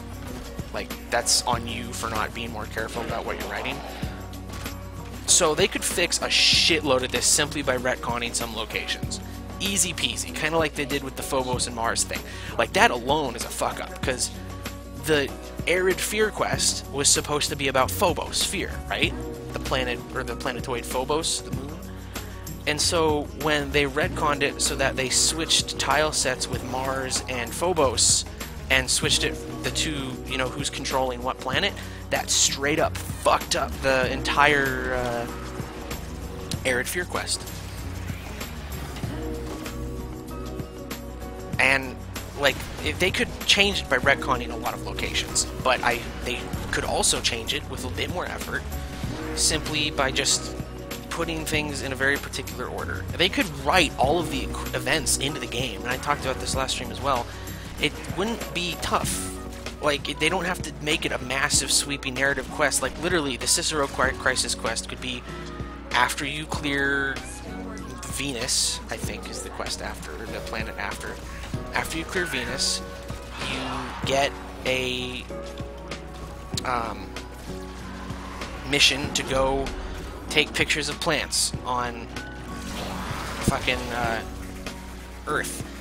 You take pictures of some plants and you run Earth sabotage. There you go. That's all you need to do. Easy peasy. And you could do that for a lot of things, like the Gradivis Dilemma. Make it a mandatory one-time invasion alert, or invasion mission. Hell, make it 2 parts if you're crazy about it. And then at the end of it, you get... You don't even have to give him the reward, just give him 5,000 credits. Just something to get that story in there. And, like, it's this kind of... I don't know how to say this without, again, coming off kind of mean. It's this kind of wanton disregard for future players' understanding. So unlike many games where when you come into the story, you come in at the beginning because you're starting the game at the beginning. Warframe, when you come into this game, you're coming in now. You don't know those other things, and you weren't there for them. Those things happened before you came. Oh, sweet pistol ribbon mod. But yet at the same time, you're woken by Vor, and all this other stuff happens, and then after the opening series of quests, nothing happens. Like, it's this huge clusterfuck of lack of lore. Thank you everyone for the sortie help. I'm going to go unveil that ribbon right now. Patagonia in South America, and I'm looking for something rather special. And yeah, and some people, like, I was going over a lot of these old events, and like, there's some stuff in there that I'm like, you didn't think this was important? Like, fuck, there was a bonus week in the, it's a Secura dual sister, pardon me. There was a bonus week in the Proxy Rebellion weekend, and that, it was like a 3-day weekend. Oh, you fight some, what's it called? You fight some MOAs, yada yada yada, who cares? What? No, that's super important. That's, like, super important. Very weird choice. Game has some problems with that. So what do you want the Stalker to be? If I had control over what the Stalker was, I would want the Stalker to be literally just a warrior. Just some random dude. Hell, he doesn't even have to be given a name or any importance. I just want him to be some nameless grunt warrior who got super pissed at the Tenno and fucked around with transference like Sylvanas. Because remember, Sylvanas shoved herself... Oh, hey, Cover Up, what's up? So, Sylvanas shoved herself into a tree on Earth, and she's the reason why the Earth is terraformed. I found that out when I was going through the lore. I kind of missed that in the Silver Grove. Like, I knew she was in the tree, but I didn't realize that she was the sole, like, catalyst for why the Earth is terraformed now.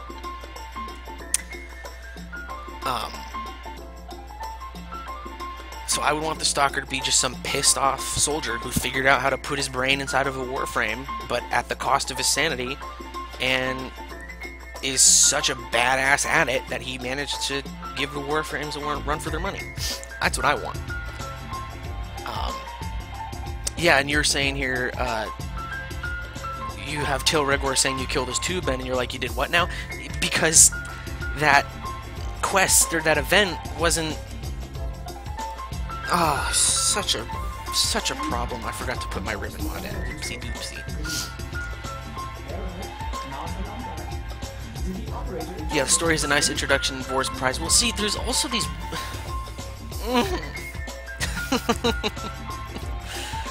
There's a lot. Ugh, fine. Fuck you. Complete an extermination without with level 30 or higher enemies without being detected or alone. Okay. Not doing that on this one. Do you still have those syndicate frames? The Earth is no longer infested. That's a weird thing about the infested. Let's take off my Fierce Fixiata. Whatever, didn't make it cost. Complete a level 30 mission or higher without being detected alone. Okay. Yeah, Earth isn't infested anymore, but there's some lore, you know, questions about whether or not the trees are some sort of strain of infested or something. It's bizarre. And before I do this, I have to go to the bathroom very bad. My teeth are floating. BRB, like 30 seconds.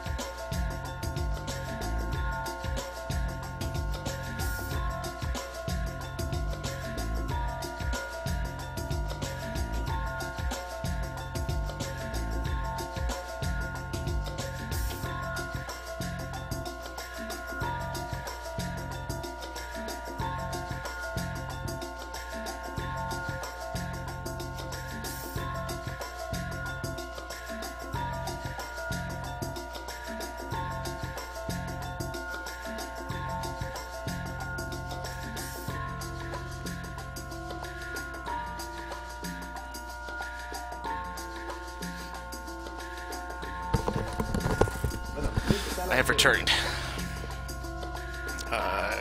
Press that button so you can see the stream. Let me make sure you can actually see the stream. You can see the stream. Fantastic. It says, that's a beautiful Loki Prime. Thank you very much. I'm very proud of him. He used to be even prettier before they nerfed him. They nerfed his fashion frame capabilities by blending color channels when they made metal recolorable. I need to do a level 30 or higher. Let's do a spy. I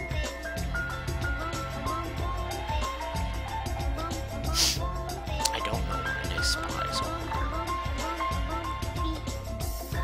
Let's just do a Pluto spy. I'm sure there's a spy on Pluto. I don't have the star chart memorized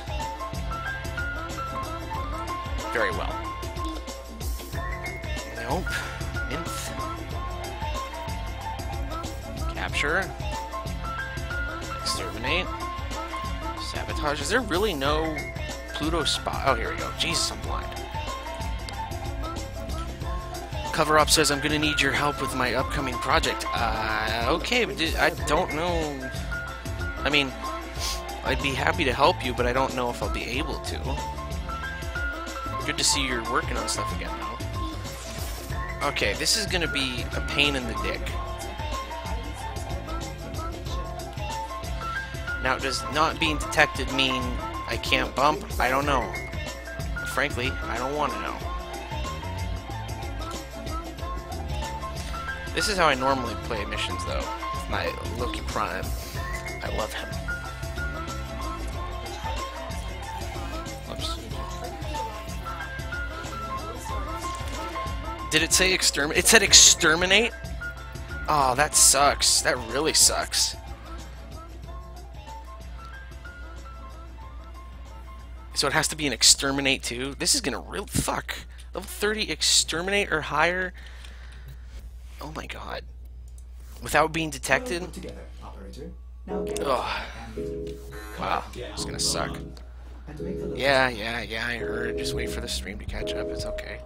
You can find the playlist of my music on my channel. It's called Stream Songs. Hello, Cat Lanier. Cat Lanier. I'm not sure how to say your name. But hello.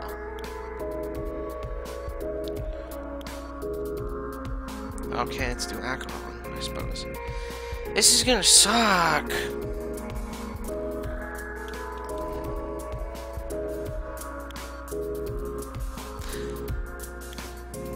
Yeah, Equinox, you're right. I'll do it that way if I utterly fuck up at this, but I'm not a coward. That's why I play Loki. See, the deal is they just have to not see me.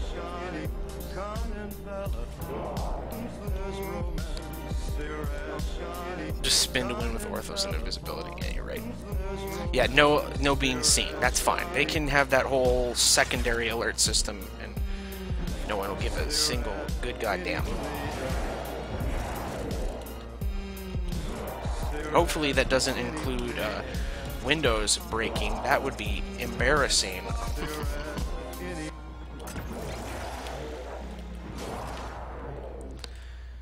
Just used hushed invisibility, yeah.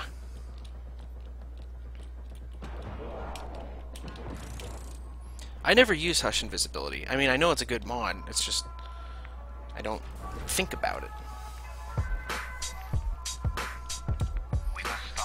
I hate these stragglers. Loki, but not Ivara. Loki's fast, bro.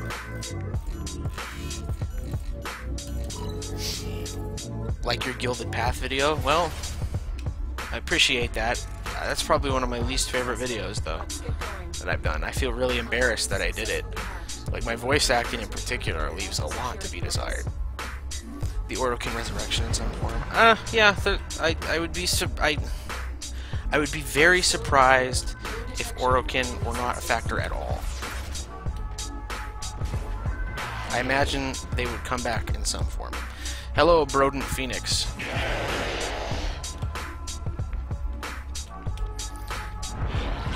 Goddamn Windows. Luckily, it doesn't seem that that counts.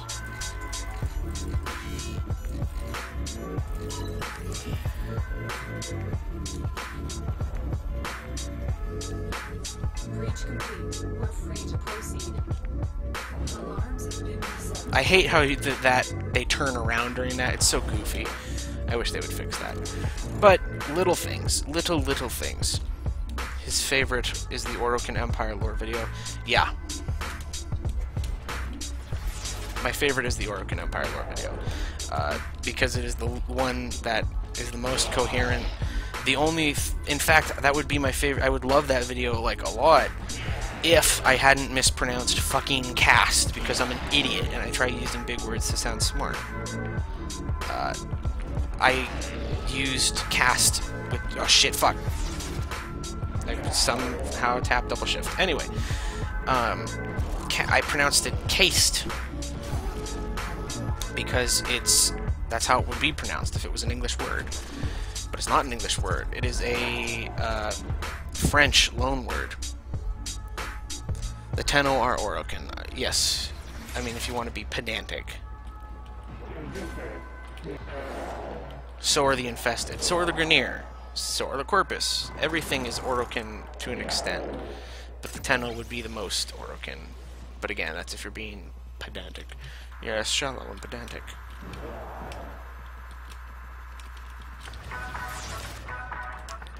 Yeah, Orokin was literally the Empire. So, that's what most people think of, but the actual Orokin, like the person, was a very small amount of people. It was the upper class and the Emperors. And that's it. Be sure the Riven is still active as your mission challenge. I don't see it in my mission challenge whatsoever. Does that mean I failed it instantly?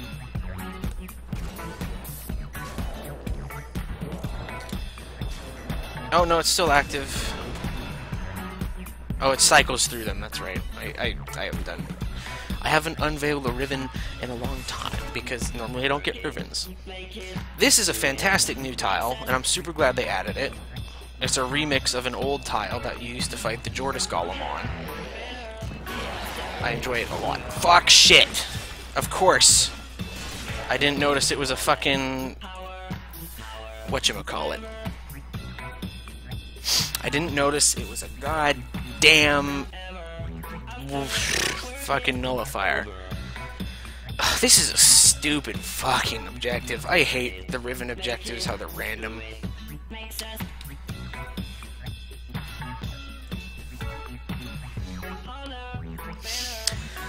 Okay, we'll just take off fucking speed drift.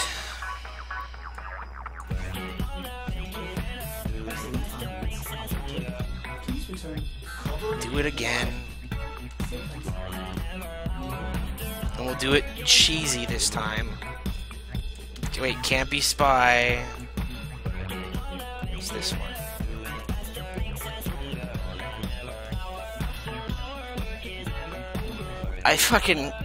I'm so embarrassed about that. I keep forgetting that they added that thing where they don't have the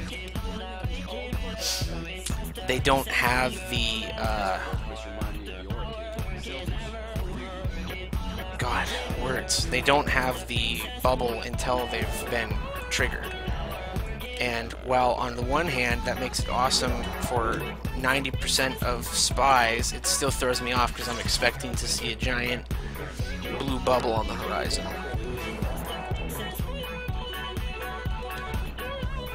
You just trade them. That works, I suppose.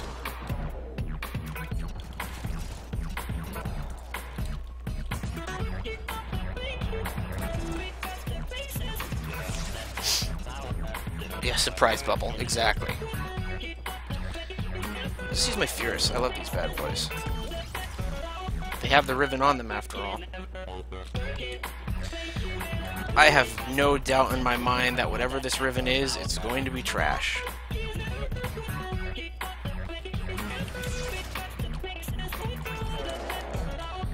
I mean, what possible secondary could it be that would be, like, amazing? My two favorite secondaries have ribbons now, thanks to that awesome guy who donated me his Dex Furious one. Or not Dex Furious, the fucking... Kin is an English word that doesn't have a correspective in some other language. Kin, like family? I guess so.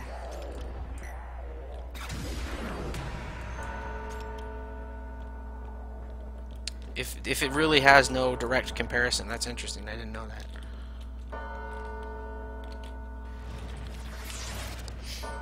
We didn't remember what they looked like. Yeah, Ballistica ribbon. Well, hey, if it's the new Ballistica one, or Prime Ballistica. Why is it all Daft Punk all of a sudden? I mean, not that I'm like minding, but everyone knows Daft Punk.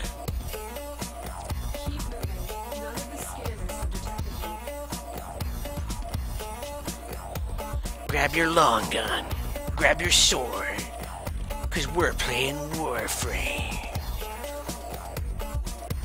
Ribbons are held again. I'm not that much of a masochist. They're not that bad. They're just like minor annoyances.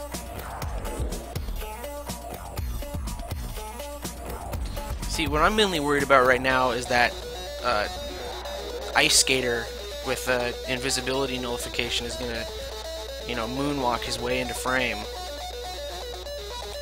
Like, I'm only halfway through the mission.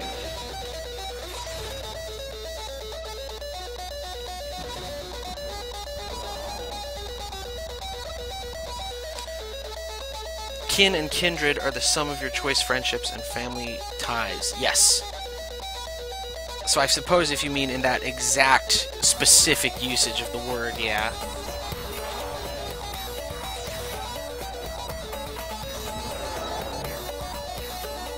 But I mean, when I think of words that don't have a comparison or that don't translate, I think more of things like komorebi, which is like, you know, directly untranslatable.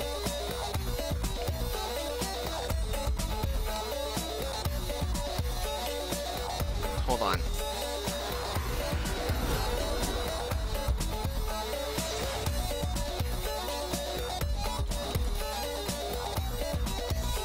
Oh hey, it's back on this tile. Let's see if I eat shit on this one just like last time.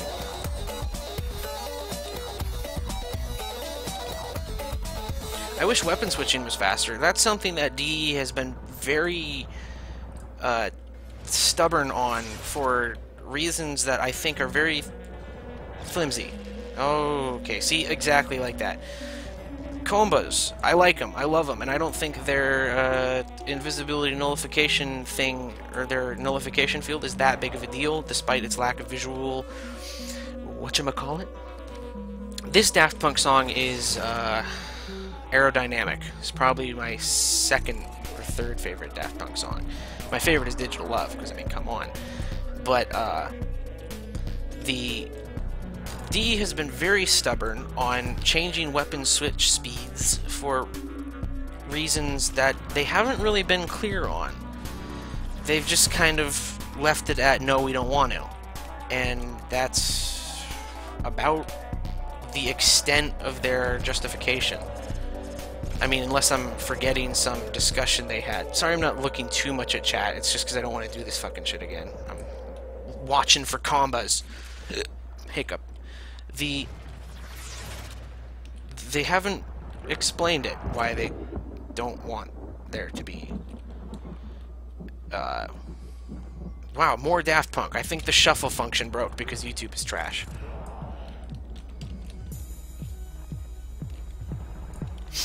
The Robot Rock. Robot Rock's pretty good.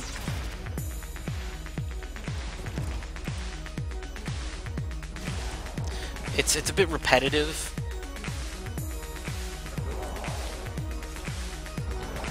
Like, I mean, a lot of Daft Punk songs are kind of repetitive by nature of it being, you know, techno.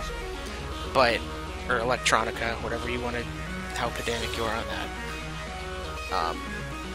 But, okay, how far is it to extraction? Please don't be far. Oh my god. Oh my fucking god. No way. Oh, this shit. Oh, fuck you.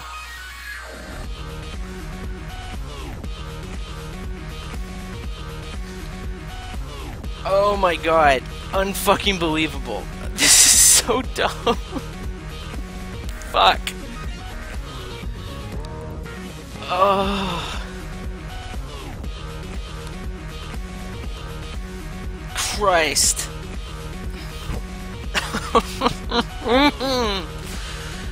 Fuck.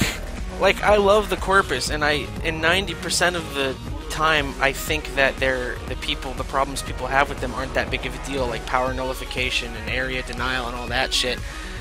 But fuck's sake, it makes farming for this particular Riven a bitch. Oh my god. I'm upset. I'm proper miffed right now.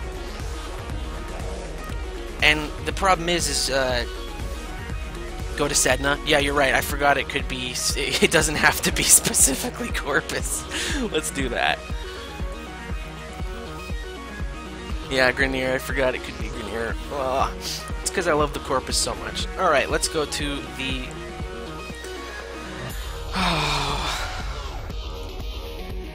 They have an extermination, I'm sure. Yeah, Adaro. Good.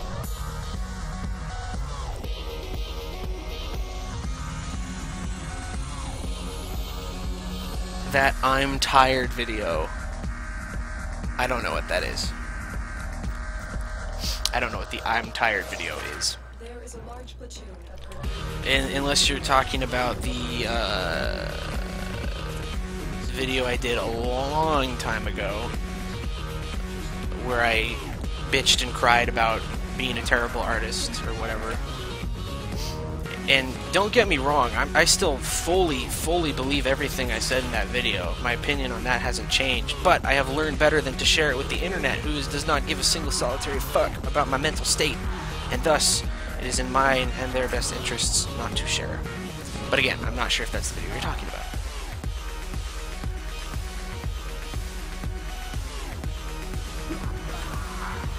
Fuck. Not keeping my eye on the invisibility timer is gonna get me fucked on this, even though this one should be a walk in the park.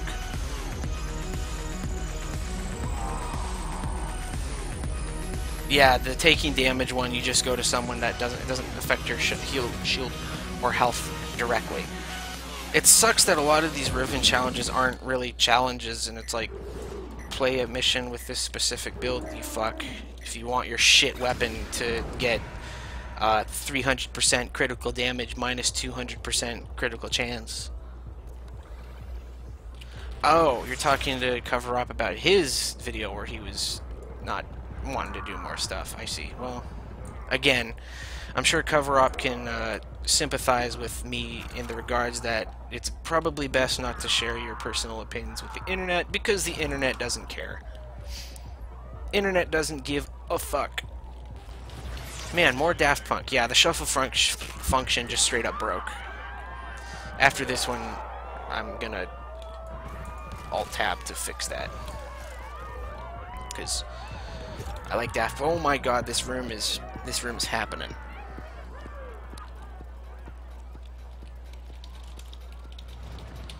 Okay.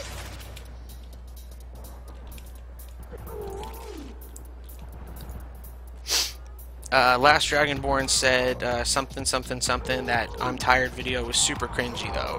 Cover Off in regards to what you were asking. Oh, for fuck's sake! Cool. It's the Cool Kids Club.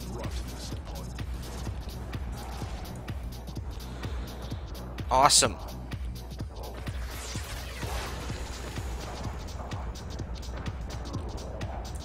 I gotta get out of here.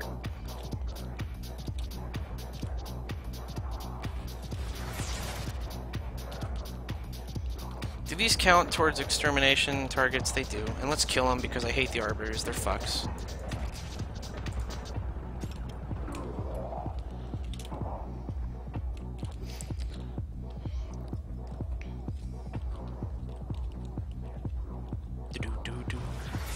Hopefully none of them decide to come upstairs. I hate the Arbiters of Hexus. I think they're the worst syndicate, and I honestly have a hard time understanding why people like them. Like, I get why people like Cephalon Suda. It's, oh, she's a Cephalon, she's a tsundere, she's quiet, shy, yada yada yada. I get it. I think she's not very interesting motivations-wise either, but nonetheless, Arbiters of Hexus are just objectively bad. Like, their motivation is, you're shit at Tenno, you're terrible at being Tenno. We think we know how you can be a better Tenno. So do what we want you to do, or eat shit and die.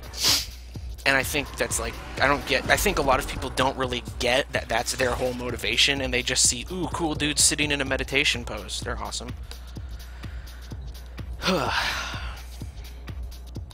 Are you here advertising other streams on my stream? That's not very nice, and I don't appreciate it. If I wasn't busy in what I can only describe as the most important mission of my entire life, I would ban you. He is doing it awesome. Yeah, you're here just advertising another stream. That's neat. How do you know who I am? Like, I didn't realize YouTube had this whole thing. Oh my god, is it literally... Okay, no, here, good. Finally, fucking... objective way marker. So it's New Loka is awful. New Loka is... See, now here's the other thing. Unlike Arbiters, everyone hates New Loka without understanding, like, where everyone loves the Arbiters because they don't understand their motivation. Everyone hates New Loka because they don't really get their motivation. They say, oh, haha, space racists. Oh, they make me fight the infested ancients. That means they're terrible. Blah, blah, blah, blah, blah. The Loka, if you kind of... that's a problem that DE has done a pretty poor job of fixing. Hold on a second. I'm gonna make sure the shuffle function is working again. Alright, the shuffle function should be working again. Yeah, you took that video down personal reasons. Same as I did with my one. I realized, oh, people don't want to hear about my mental problems. Whoopsie. Oh, but anyway, the New Loka, if you knew, like, DE's done a very poor job of explaining just how fucked humans in the system have it. Like, the Grineer and the Corpus to a lesser extent have been just wrecking shop on anyone they feel like. Like, I mean, you get a little bit of it in the Sands of Inaros quest, and you get a little bit of it in that login screen where it shows, you know, some people running from Grenier. But for the most part, nobody really gets that humans are in a bad spot. Like, being a human is not a good place to be. Yeah, so everyone thinks, oh, space Nazis, without realizing, yeah, space Nazis against the actual space Nazis, which are the Grenier and the Corpus. The people who systematically, you know, corral, slaughter, and render them into literal vats of proteins. New Loka hates anyone who rejects humanity and repeats the mistakes that the Orokins repeated with augmentation and, you know, transhumanism. They hate high technology and genetic modification, and basically they say, oh my god, look at what the Orokin did, they fucked up everything, let's not do that again. Their whole deal is they don't want the mistakes of the Orokin to be repeated, and they hate and despise the remainders of those mistakes that the Orokins had made. So they're basically like, let's just do our best to get rid of everything the Orokin ever did, and let's just try and put that whole thing right behind us and forget it ever happened. And so people, you know, of course, because it's easier and more memey to say, they're like, oh, space Nazis, but the Loka have a pretty realistic goal. Now, the thing that's interesting about them and why I kind of like them and think they're pretty well written is that they're pretty hard and fast about their rule. They're not like, oh, Tenno, you don't agree with us? That's fine. Whatever. You can do what you want and we'll just live and let live. They're like, no, fuck that. Because they're pretty resolute. And I like that. Because it makes them have a gray area. Oh, wait, whoa. Warframe is gray areas in the Warframe writing? That's impossible. Seriously, Warframe has done a very poor job of writing interesting, you know, characters with gray motivations. Frodbeck is probably the best one. Everyone else is either, like, completely good or completely bad, like Saturday morning cartoon levels, good or bad. And it's kind of unfortunate.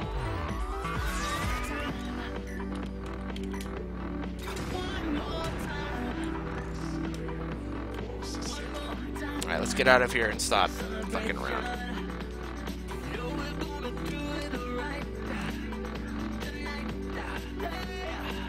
Another one of these rooms. Okay. Yeah, their Syndicate evolved. See, that's their quest, as far as Syndicate quests go, is probably the best Syndicate quest, because it has the most to do with their Syndicate. Like, the Rathum quest is... It's not even a quest, it was an event. That's the hilarious part about that one. The Parent Sequence quest didn't really have anything to do with the Syndicate. It was about their leader, Ergo Blast, kind of. And it was more about the Maconians. What did I get? Oh, that's right, it shows it to me in a fancy screen afterwards. The Red Veil quest, weirdly enough, it had more to do with the Red Veil than the Parent Sequence did with their quest, but it was still kind of more about the frame. Oh boy, what do we got? Oh boy, a resource booster. Oh, here we go. Cool. Free magnetic damage on your Magnus. That's cute. Do you think the Steel Meridian will be pissed at Red Veil's attacking them? Yeah, they probably should. It's kind of frustrating that the Parent Sequence they're opposed to, who are more in line with their beliefs, yet the Red Veil, who are literally hunting and killing them, are like, no, it's fine. Don't worry about it. Feed the fire and all that shit, right? Cool, my dudes.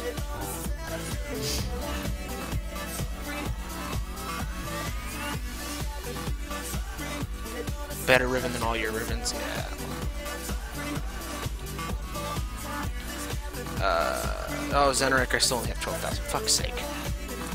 Magnus Prime coming. Potentially. Maybe it'll be good in the future. Let me take a look at my Rivens, because I have a lot. I have 10. That's not a lot, but whatever, you get the point. I had that one I'm keeping, that one I'm keeping, that one I'm keeping, that one I'm keeping, that one I'm keeping. So I have 2 fucking Vectis ones, and they're both trash. You want to zoom in further and have more ammo in your fucking thing? This is the worst one. Oh, this is so bad. This is not very good. This is okay, I guess, if you like that. This one is a middling Amprex one, but it's kind of okay. Maybe it's good. I don't know. And fuck the Yak Bronco. Like, seriously, when I got this one, I wanted to vomit. You know what? I'm gonna do something here.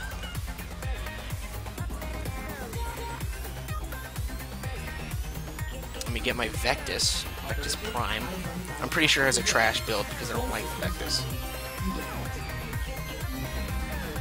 Let's go ahead and put this bad boy in there.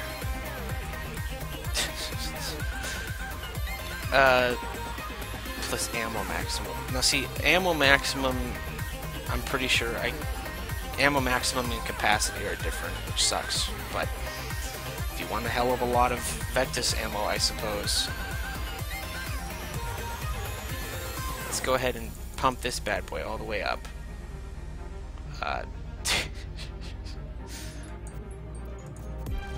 Sure, why not? Fuck it, I'll waste my minimum thing on it. Oh yeah, I suppose you're right, Yak Bronco are okay now, aren't they? They got that buff, it's a good point. I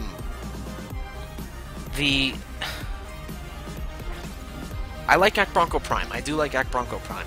Fine, I'll admit that's fine. Still, I don't even know if the thing I got for it's good. Why did I do that? Why did I put all that into that thing? Where's the zoom mod? I forget what it's called.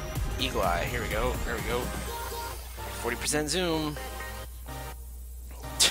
Such a shit mod. What else should I put on here to make it dumb? Let's give it maximum punch through. This is my metal augers. Fuck. Just put that on there. There you go.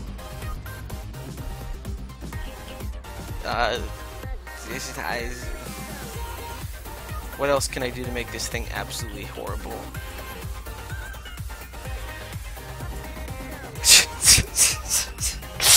Yeah. Sweet. Alright, this is a good mod.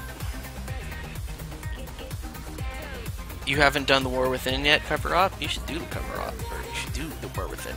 Rivens should have had set stats that are predetermined based on the weapon. Yeah, they should have, but that implies a lot of work. I was going to put on the Yak Bronco Prime, that's right. Yak Bronco Prime. I don't even know what the Riven mod I had for this, like I said. It's probably terrible. Yeah, that's pretty terrible. So I'm not going to even indulge that joke. Put charge chamber, yes.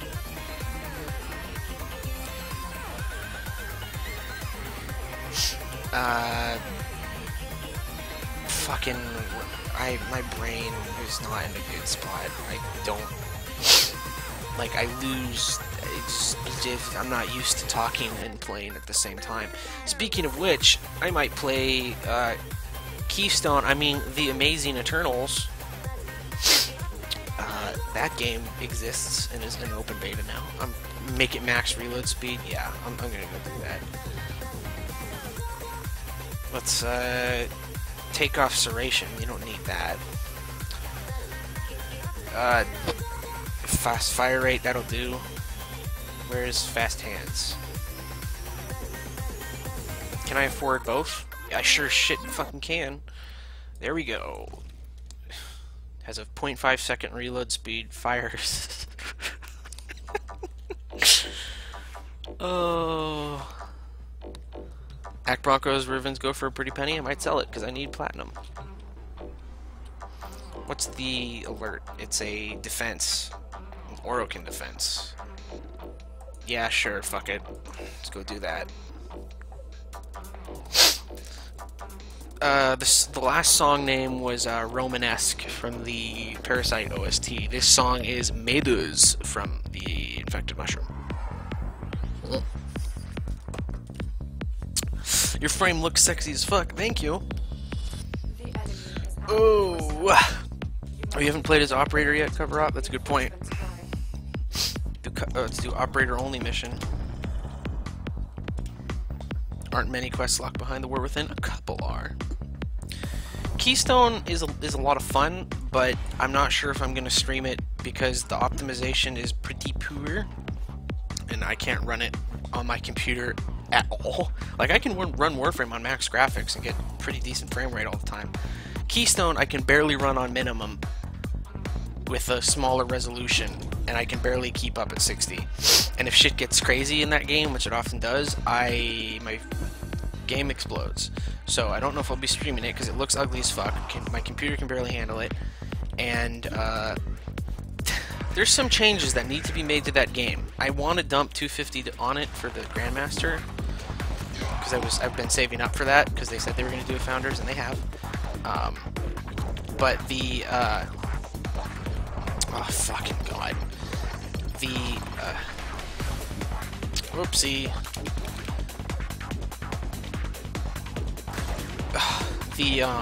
There's some balance stuff and some content issues that need to be addressed. Yeah, one shot, one kill. wait, I forgot I can zoom in further. There we go. Wow, that screen shake. I can see every pore on these Grenier faces. I like Keystone a lot, and it's a lot of fun, but I want to dump the 250 on it, but so a few things need to happen. One, I need to see that there's going to be any sort of following for it. And like, granted, I'm sure a lot of people say, oh, well, that's what you should do with the Founders, is to gauge how much following there's going to be, and you're right to an extent, but it's no secret that hero shooters are a dime a dozen right now because Overwatch is spurring on the next big thing.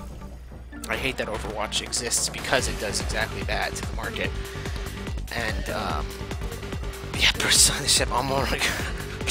Hey, Overwatch reference. There we go. And if they can prove that that game is going to stand up on its aesthetic alone, which is, and its card mechanic, oh my god, didn't even one-shot it. If they can prove that that's going to hold it up, then I will dump money on it. I would also like to see a bit more content. I'm not asking for a lot, but like one more game mode, 2 or 3 new maps, and like 1 or 2 new characters, because the roster's so limited, and I get that it's literally brand new. Like, they came out with a new character in during Alpha, for God's sake.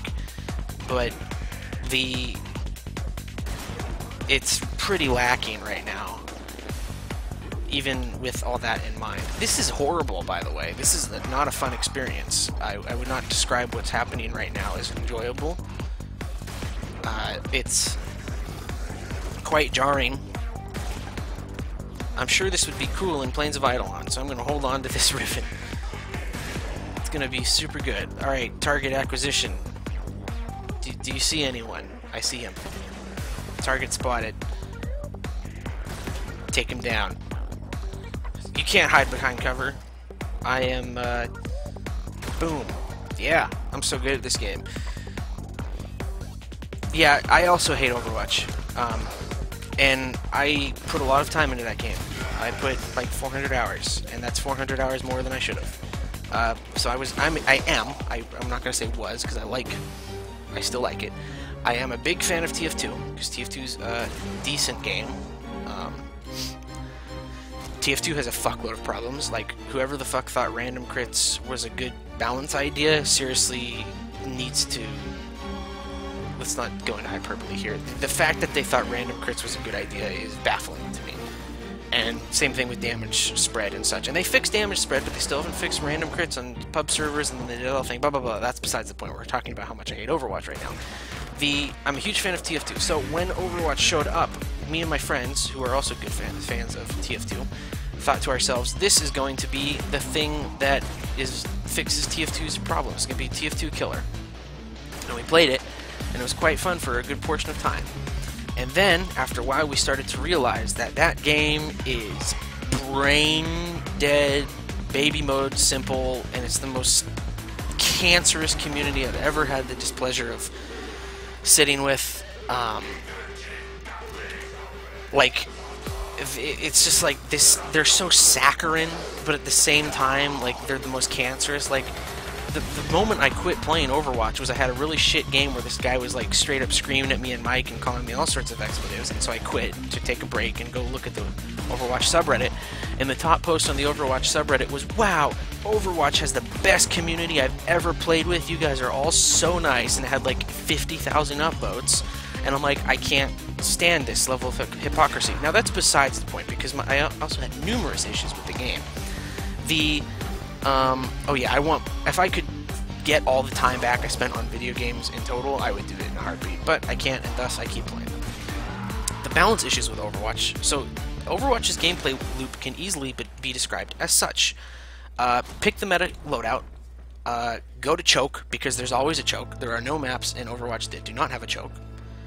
Proceed to choke, assume the position, and sit there poking at choke for minutes until your team has more ultimates than their team, or one of your teammates wants to throw out a risky ult. And the only level of skill, or the only really level of like planning in Overwatch that exists is, should we use our ult now, or should we wait till we have more ults? That's about it. It comes down to ults. And it's unfortunate, and it's very boring. And it's loadout in Overwatch. I don't remember saying loadout. Anyway, as you're talking to someone in chat. And so you sit there, you poke a choke, and yada yada, you win. Congratulations, you did it. You picked the horseshit characters, used the horseshit ults, and you won by pressing a single button despite the entire activities of the other team, because the ults in that game are ridiculous. And it's boring. It's so boring. And the reason, and because of that way that it's set up, attack has a massive inherent advantage, because attack only has to win a team fight once. Defense has to win multiple team fights over the course of minutes, or attack has to win it once, and then they've basically secured point unless defense pulls a clutch return. Never bought Overwatch, and never will. You definitely should. And now I can already imagine people typing their keyboard saying, that's not true at all, you don't know what you're talking about, you don't understand the nuances of the game. To which I reply, I was ranked master in that game. So that says one of two things. It says, one, I do understand the game to a certain extent because I was the second highest rank possible in the game. Or two, that game is terrible in baby mode easy because anyone, even as someone as terrible as me, can bumblefuck their way to the second highest rank without understanding the core mechanics of the game. So pick your poison in that regard. Or agree with me. There is no loadout in Overwatch. Yeah, there is no loadout in Overwatch. I don't remember saying there was. You might have heard me say rollout, which is a different term entirely. Unless, again, you're talking to someone in chat. I'm not looking at chat super thoroughly right now. I can't take the game seriously. Game has an interesting backstory. Yeah, the character designs are good. I like the character designs. Zenyatta is probably the coolest character I've ever played, and I love him. He's a fun support. I was a Zenyatta main. To which I'm sure a lot of Overwatch fans are going to say, oh, you don't main in Overwatch, you pick what you need for the role. To which I say, shut up. You're being dumb. You definitely main in that game. You just have like one or two off picks if you're playing randos. But it's... Never have I played a game where I have looked at the possible... so when I look at the cast in Overwatch and I think to myself, I'm going to have to fight these characters. 90% of them, I think to myself, I don't want to fight that. Not because it's necessarily overpowered, but because that's just not fun. That literally sounds the least fun possible. Yeah, you do main in Overwatch, you main totally, but a lot of the Overwatch fanboys are like, you don't main in Overwatch, you pick the best role for the scenario or else you're terrible at the game. To which I say that's a bunch of horse shit. You totally main in that game. You just have like 1 or 2 off picks you can pick if for some reason your main isn't working, or you pick the current meta hero. Someone had a very great analysis of the way Blizzard balances the games, and I'm not sure I agree with it 100%, but I do agree with it to a certain extent. They said that Blizzard makes it a point to frustrate players because it causes them to play longer, and at first I'm like, that doesn't make sense at all. And then they explain, when players are frustrated with, like, let's say they unleash a new hero that's super overpowered and everyone hates him, Doomfist, or he's perceived as overpowered because, again, I'm sure a lot of people are saying he's not overpowered, you just gotta learn the counters, yada yada yada. So that new character comes out, everyone hates him, so they spend a lot of time learning ways to counter him, and that causes them to play the game longer. So because this thing comes out that's massively frustrating, it causes a lot of people to change up their game style and play as him, to learn him, and learn ways to counter him. And then once that has run its course, they nerf him, and then buff something else to cause the cycle of frustration to occur forever.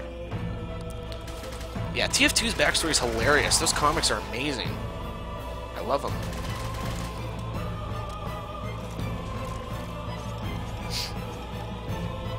If you got to Grandmaster, there's no way you fell to Plat unless you got carried. Oh, you're talking to someone else.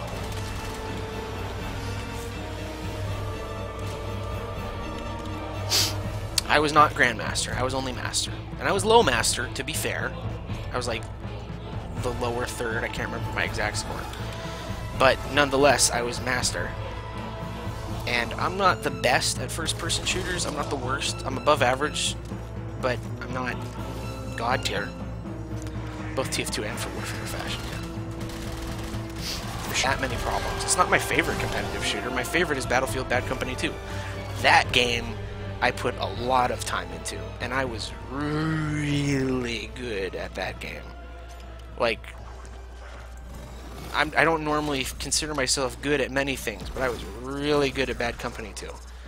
And then I fell off for a while, and then when I went back to play it on PC, I was not nearly as good as I was back then, and the player base was significantly smaller, and it was basically restricted to 24/7 Valparaiso Brazilian servers with like 300 ping, and so I stopped playing.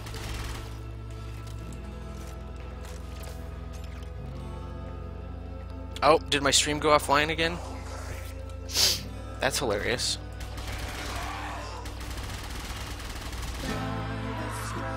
Too much Overwatch talk for the connection. Yeah, my internet's not the best. Anyway, what I was saying, I'm going to repeat all of it because I don't know how much you heard. My favorite competitive shooter is Bad Company 2.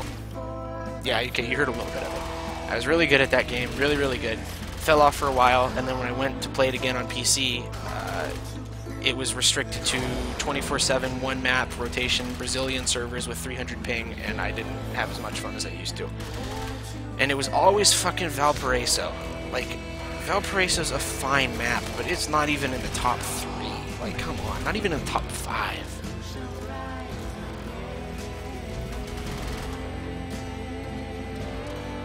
Oh, is my stream, like, lagging really bad or something?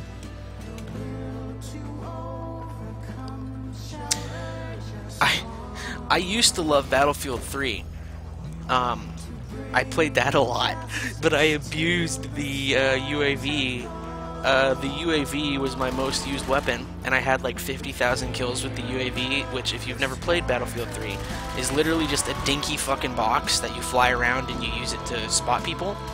I found out some interesting things about that weapon, or about that item. It wasn't intended to be killed, but if you rammed it into someone at full speed, it would kill them. And So I would fly that thing around, never lose it, and it would last forever and I would get tons of kills. But I also found out that it had its own like physics. It counted as a physics object, so you could slam it into helicopters and flip them over, and you could also hit a tank from the top at a certain angle that would cause it to go into the level geometry and instantly explode. And so that I would literally solo carry teams by doing nothing but sitting back at base and flying this stupid little box around, crashing it into helicopters and getting like 10,000 kills. It was hilarious. And then they nerfed it so that if you impact anything with it, it instantly explodes. Which, to be fair, was probably for the best, but it was hilarious getting hate mail from people who couldn't shoot this fucking little tiny flying box. Do I hate sand? Of course I hate sand. It's coarse and rough and gets everywhere. No, I like sand. I like to put my feet in it. My little toes. This is taking a lot longer than I thought it would take. This is boring. Just a boring defense. What time is it? 5:30? Yeah, I'm probably going to be done after this. I was planning on doing some prime part farming because I still need one more weapon to get to level, whatever.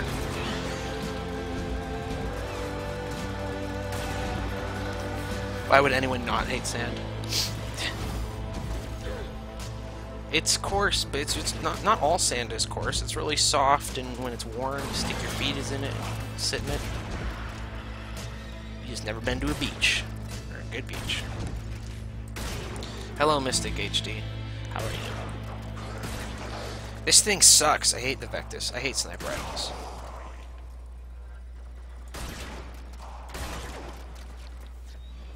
Here, before I finish this, I want to check something. Wait, where are you that it's 5:30? West Coast, bro. Shit. Let me check this. Yeah, there is deviation. Oh my god, that's a lot of deviation. Look at that. So I was aiming like right there. Look at that deviation. That's stupid. No, I'm not having the whole conversation again, don't worry. Yeah, you'd hate sand too if you lived on a desert planet, probably.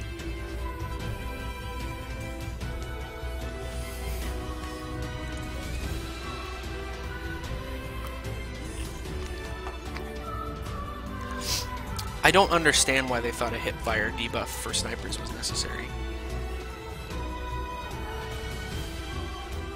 Had more SIG filters than sand grains. Yeah.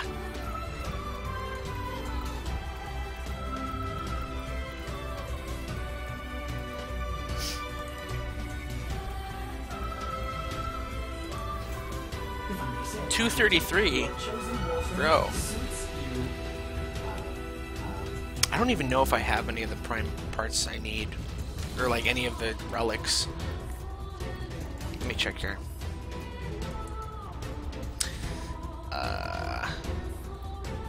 Yeah, well, I don't have either of those, that's for damn sure. Venka, I'm still... You know what? I don't care. I'm not gonna do that now. Okay, I think... Did I... I did it. I maxed it out. I'm gonna go change my fashion frame right quick. What'd you think about having a chat over the ideas of the game?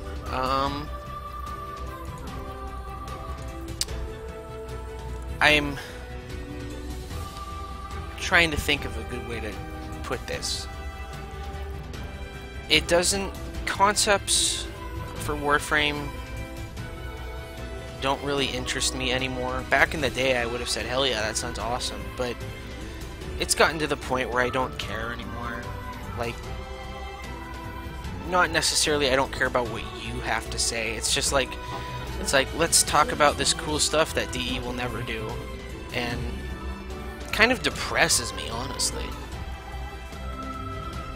And so I don't think I will participate in that. Simply because I just don't really see the point of it. Like, fuck, I barely see the point in doing my lore videos because they're just so bad, but whatever. Oh, my computer, not my computer, but my stream crap top froze again.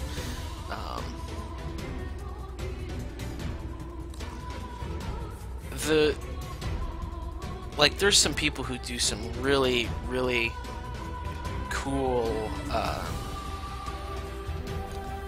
concepts for Warframe that I think should be put in, but they never will, and that kind of bums me out in a way. It's really Blast Dragonborn says that's really pessimistic, dude. Negative Maya too much?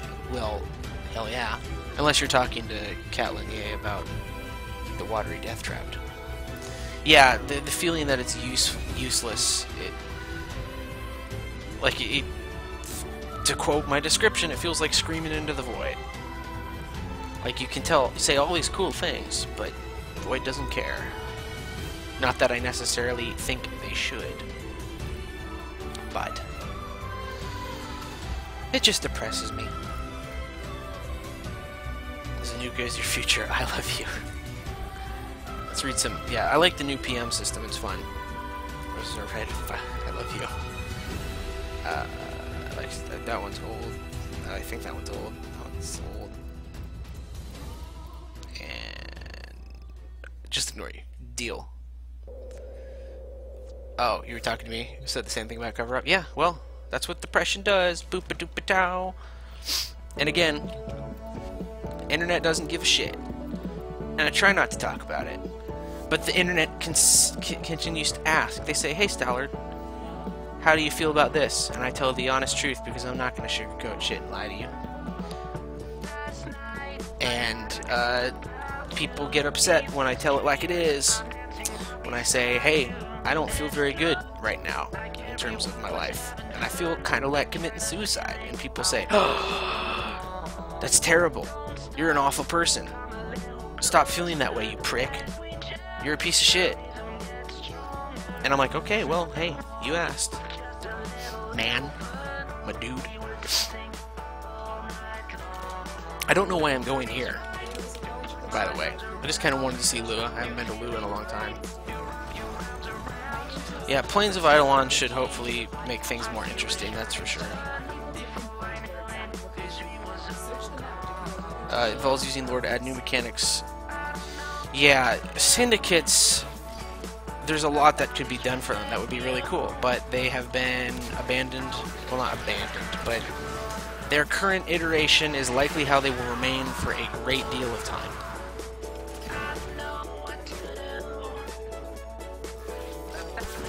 Oh, Jesus. Awesome hitboxes, by the way. Let me do that again, because that was hilarious. Did I hit right here? How did I do that? I don't know how I did that. That's hilarious. How come Forward and the Sergeant are two most outdated bosses? Well, I can say right now that the Forward is the most outdated because he's an alert boss, and so as such is not hyper important in terms of like attention needed. And I can say that the Sergeant is the most outdated because they care more about the Grineer than they care about the Corpus, and they have abandoned his replacement idea for literally years. His replacement is going to be Nefanyo, because he was originally, you know, Sergeant Nefanyo, and he was originally teased literally years ago, and nothing's come of it. They keep saying, yeah, he's coming, we're still working on him, don't you worry, he'll be out one day. But first, here, check out this sick new Kella Detain boss fight. Are they stuck in the wall or something? I think they're stuck in the wall. Yeah, he's stuck in the wall. That's great, good. I don't want to fight the sentients. Okay, they came out of the wall. I'm just gonna ignore them. I don't want to fight the sentients.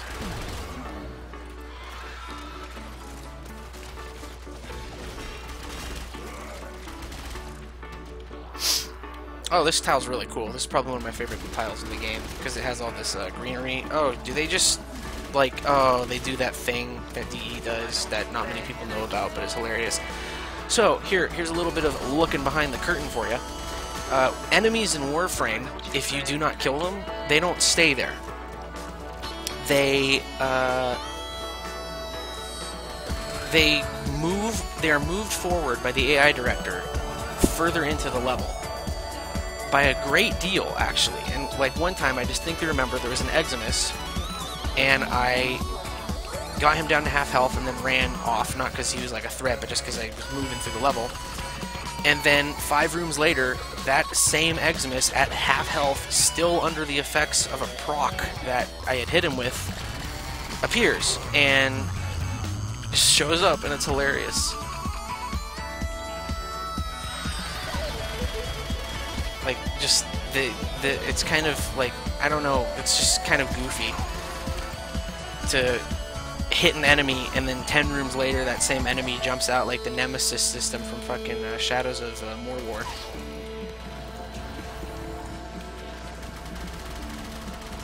I think he's almost dead. Yeah. Free Oreos.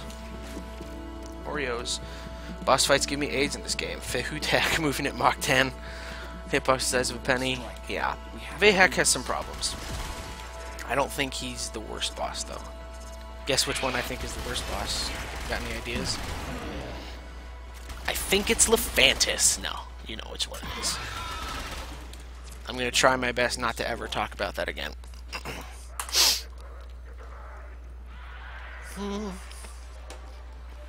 Yeah, Sergeant isn't a boss fight. Neither is Forward, really. There was a concept being worked on for a new Forward boss fight, but the concept was cancelled. That's why they showed off the art during the art panel at TennoCon, because it had been cancelled. Which is unfortunate, because he could use one. Honestly, Lek Krill could also use a boss rework, because he's just functionally poorly designed, and there's some issues with him. And then, of course, the Lek Krill Vor boss is a placeholder. And I'm actually working on a concept right now for a replacement for that boss. Not with the intention that it would ever be implemented in a million years, but whatever. You know how that whole story goes. Why are there frontier enemies? That was a frontier regular. Yeah, the two-legged for it. That's right, yeah.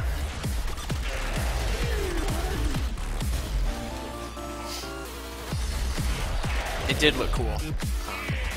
It is a shame they dropped it. But what are you gonna do? Such is game design. Lek Krill's... Lek Krill would be fine if his invulnerability mechanic was worked well, but the problem is that it requires on him to execute a very specific attack in order to turn off his god mode, and so he just pales. Let's do this thing. I haven't done Drift Room in a long time either.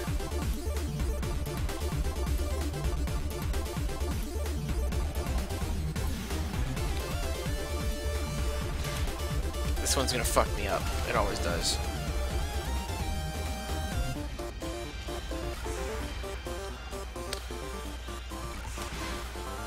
Did I hit it? Nope.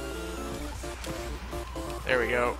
The slash procs this thing does are nightmarish.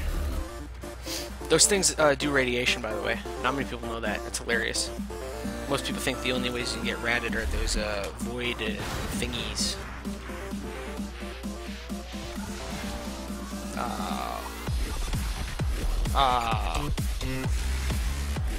Really? That one should have hit. Let Curl design nice. He just needs new mechanics in his fight. I just wish he was more melee focused. Like, he's like literally half his taunts are like, "Hey, you get hammered in that suit," and he doesn't use his fucking hammer. Like, he uses it a couple times, but that's about it. And he, it's really a shame because most of the melee boss fights in this game are kind of poor. In fact, I think I can't actually think of any other melee boss fights. Now that I give it some thought. Oh, god damn it.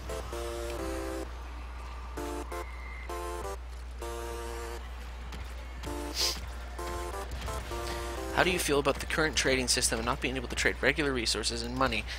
I don't know. I don't really have any strong thoughts about it, but there we go. Fuck you, I did it.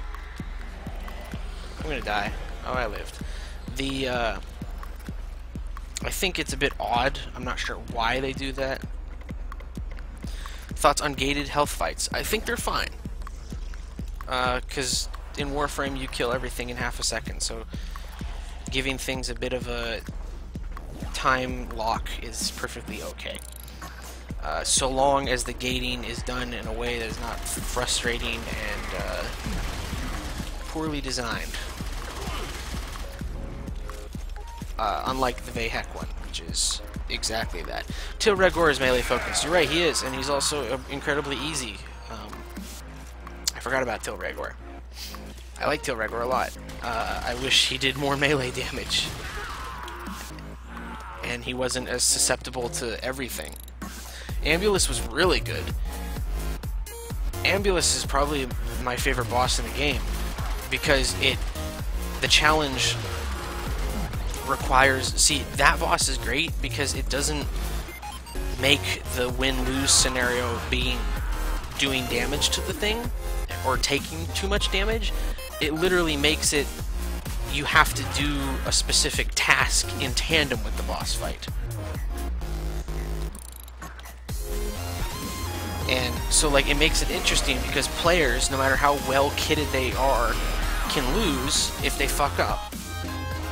Unlike a lot of other boss fights where you just bring the best shit and you're basically immortal, it's just a matter of time. I didn't forget about him character-wise, I just forgot about his boss fight, because I did it for Equinox and I never did it again, because it's a fun boss fight, but it's too easy. Oh hey, are we in the Warframe Nexus? No, we're in the cool part.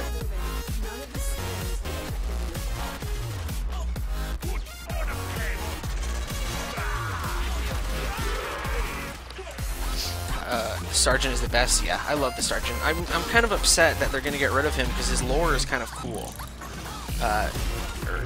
His lore was kind of cool. The Sergeant has no lore, but Sergeant Nathaniel, his whole deal is that he... Like, I think if you go to the Sergeant boss fight right now, Lotus doesn't even say any voice lines, which is hilarious.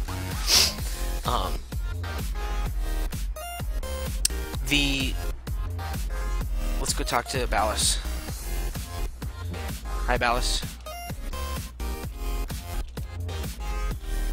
He's up there. Sometimes that has a different face in it. I don't know. Anyway, the Raptor is too similar to Ambulus. Kind of. But, I mean, not the worst. Anyway, back to what I was saying about... I don't remember. I forgot what I was saying. Oh well. What should likely be done about the irrelevance of early game to... I don't think necessarily anything has to be done about them, but some sorties do a decent job of addressing that by making it randomized in terms of what locales you're going to.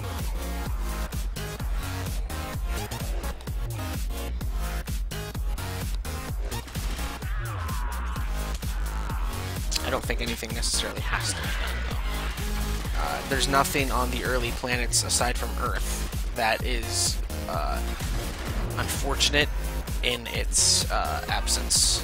Like, I mean, Mercury, Venus, Phobos, all those planets are literally just lower level versions of existing tile sets, and none of them have any unique missions or draws or resources even. So I think that's fine. But are they upgrading the Sergeant or replacing him? Replacing him.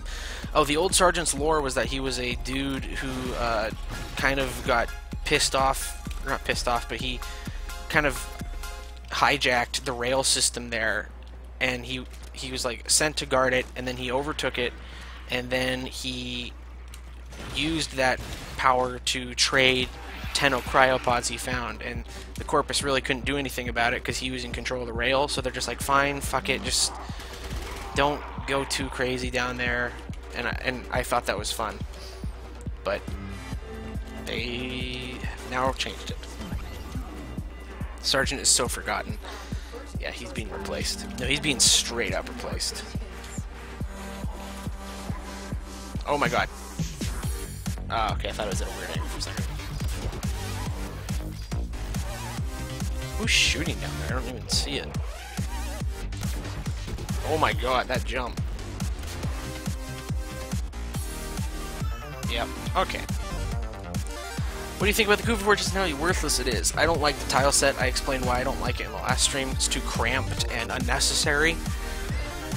It's over-designed, and I think it's unfortunate that such a late-game area has no real draw, and the fact that it doesn't drop Kuva there as some sort of random resource is a very weird missed opportunity, and is kind of odd.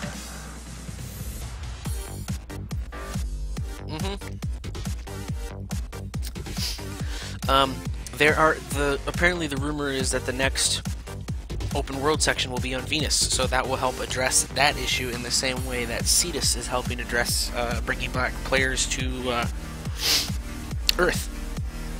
So, there you go. Okay.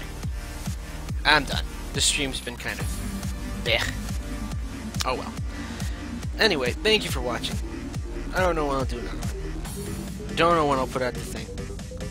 And it just add 10 health case to the sergeant and leave him. Yeah. If he didn't die in literally one shot, he'd be a much better boss. He has a lot of cool mechanics that no one knows about because he just dies so fucking fast. Anyway. Alright, thank you for watching. I don't know when I'll do the next one. Don't know when my new video will come out, if ever, but whatever. I will see you later. Bye.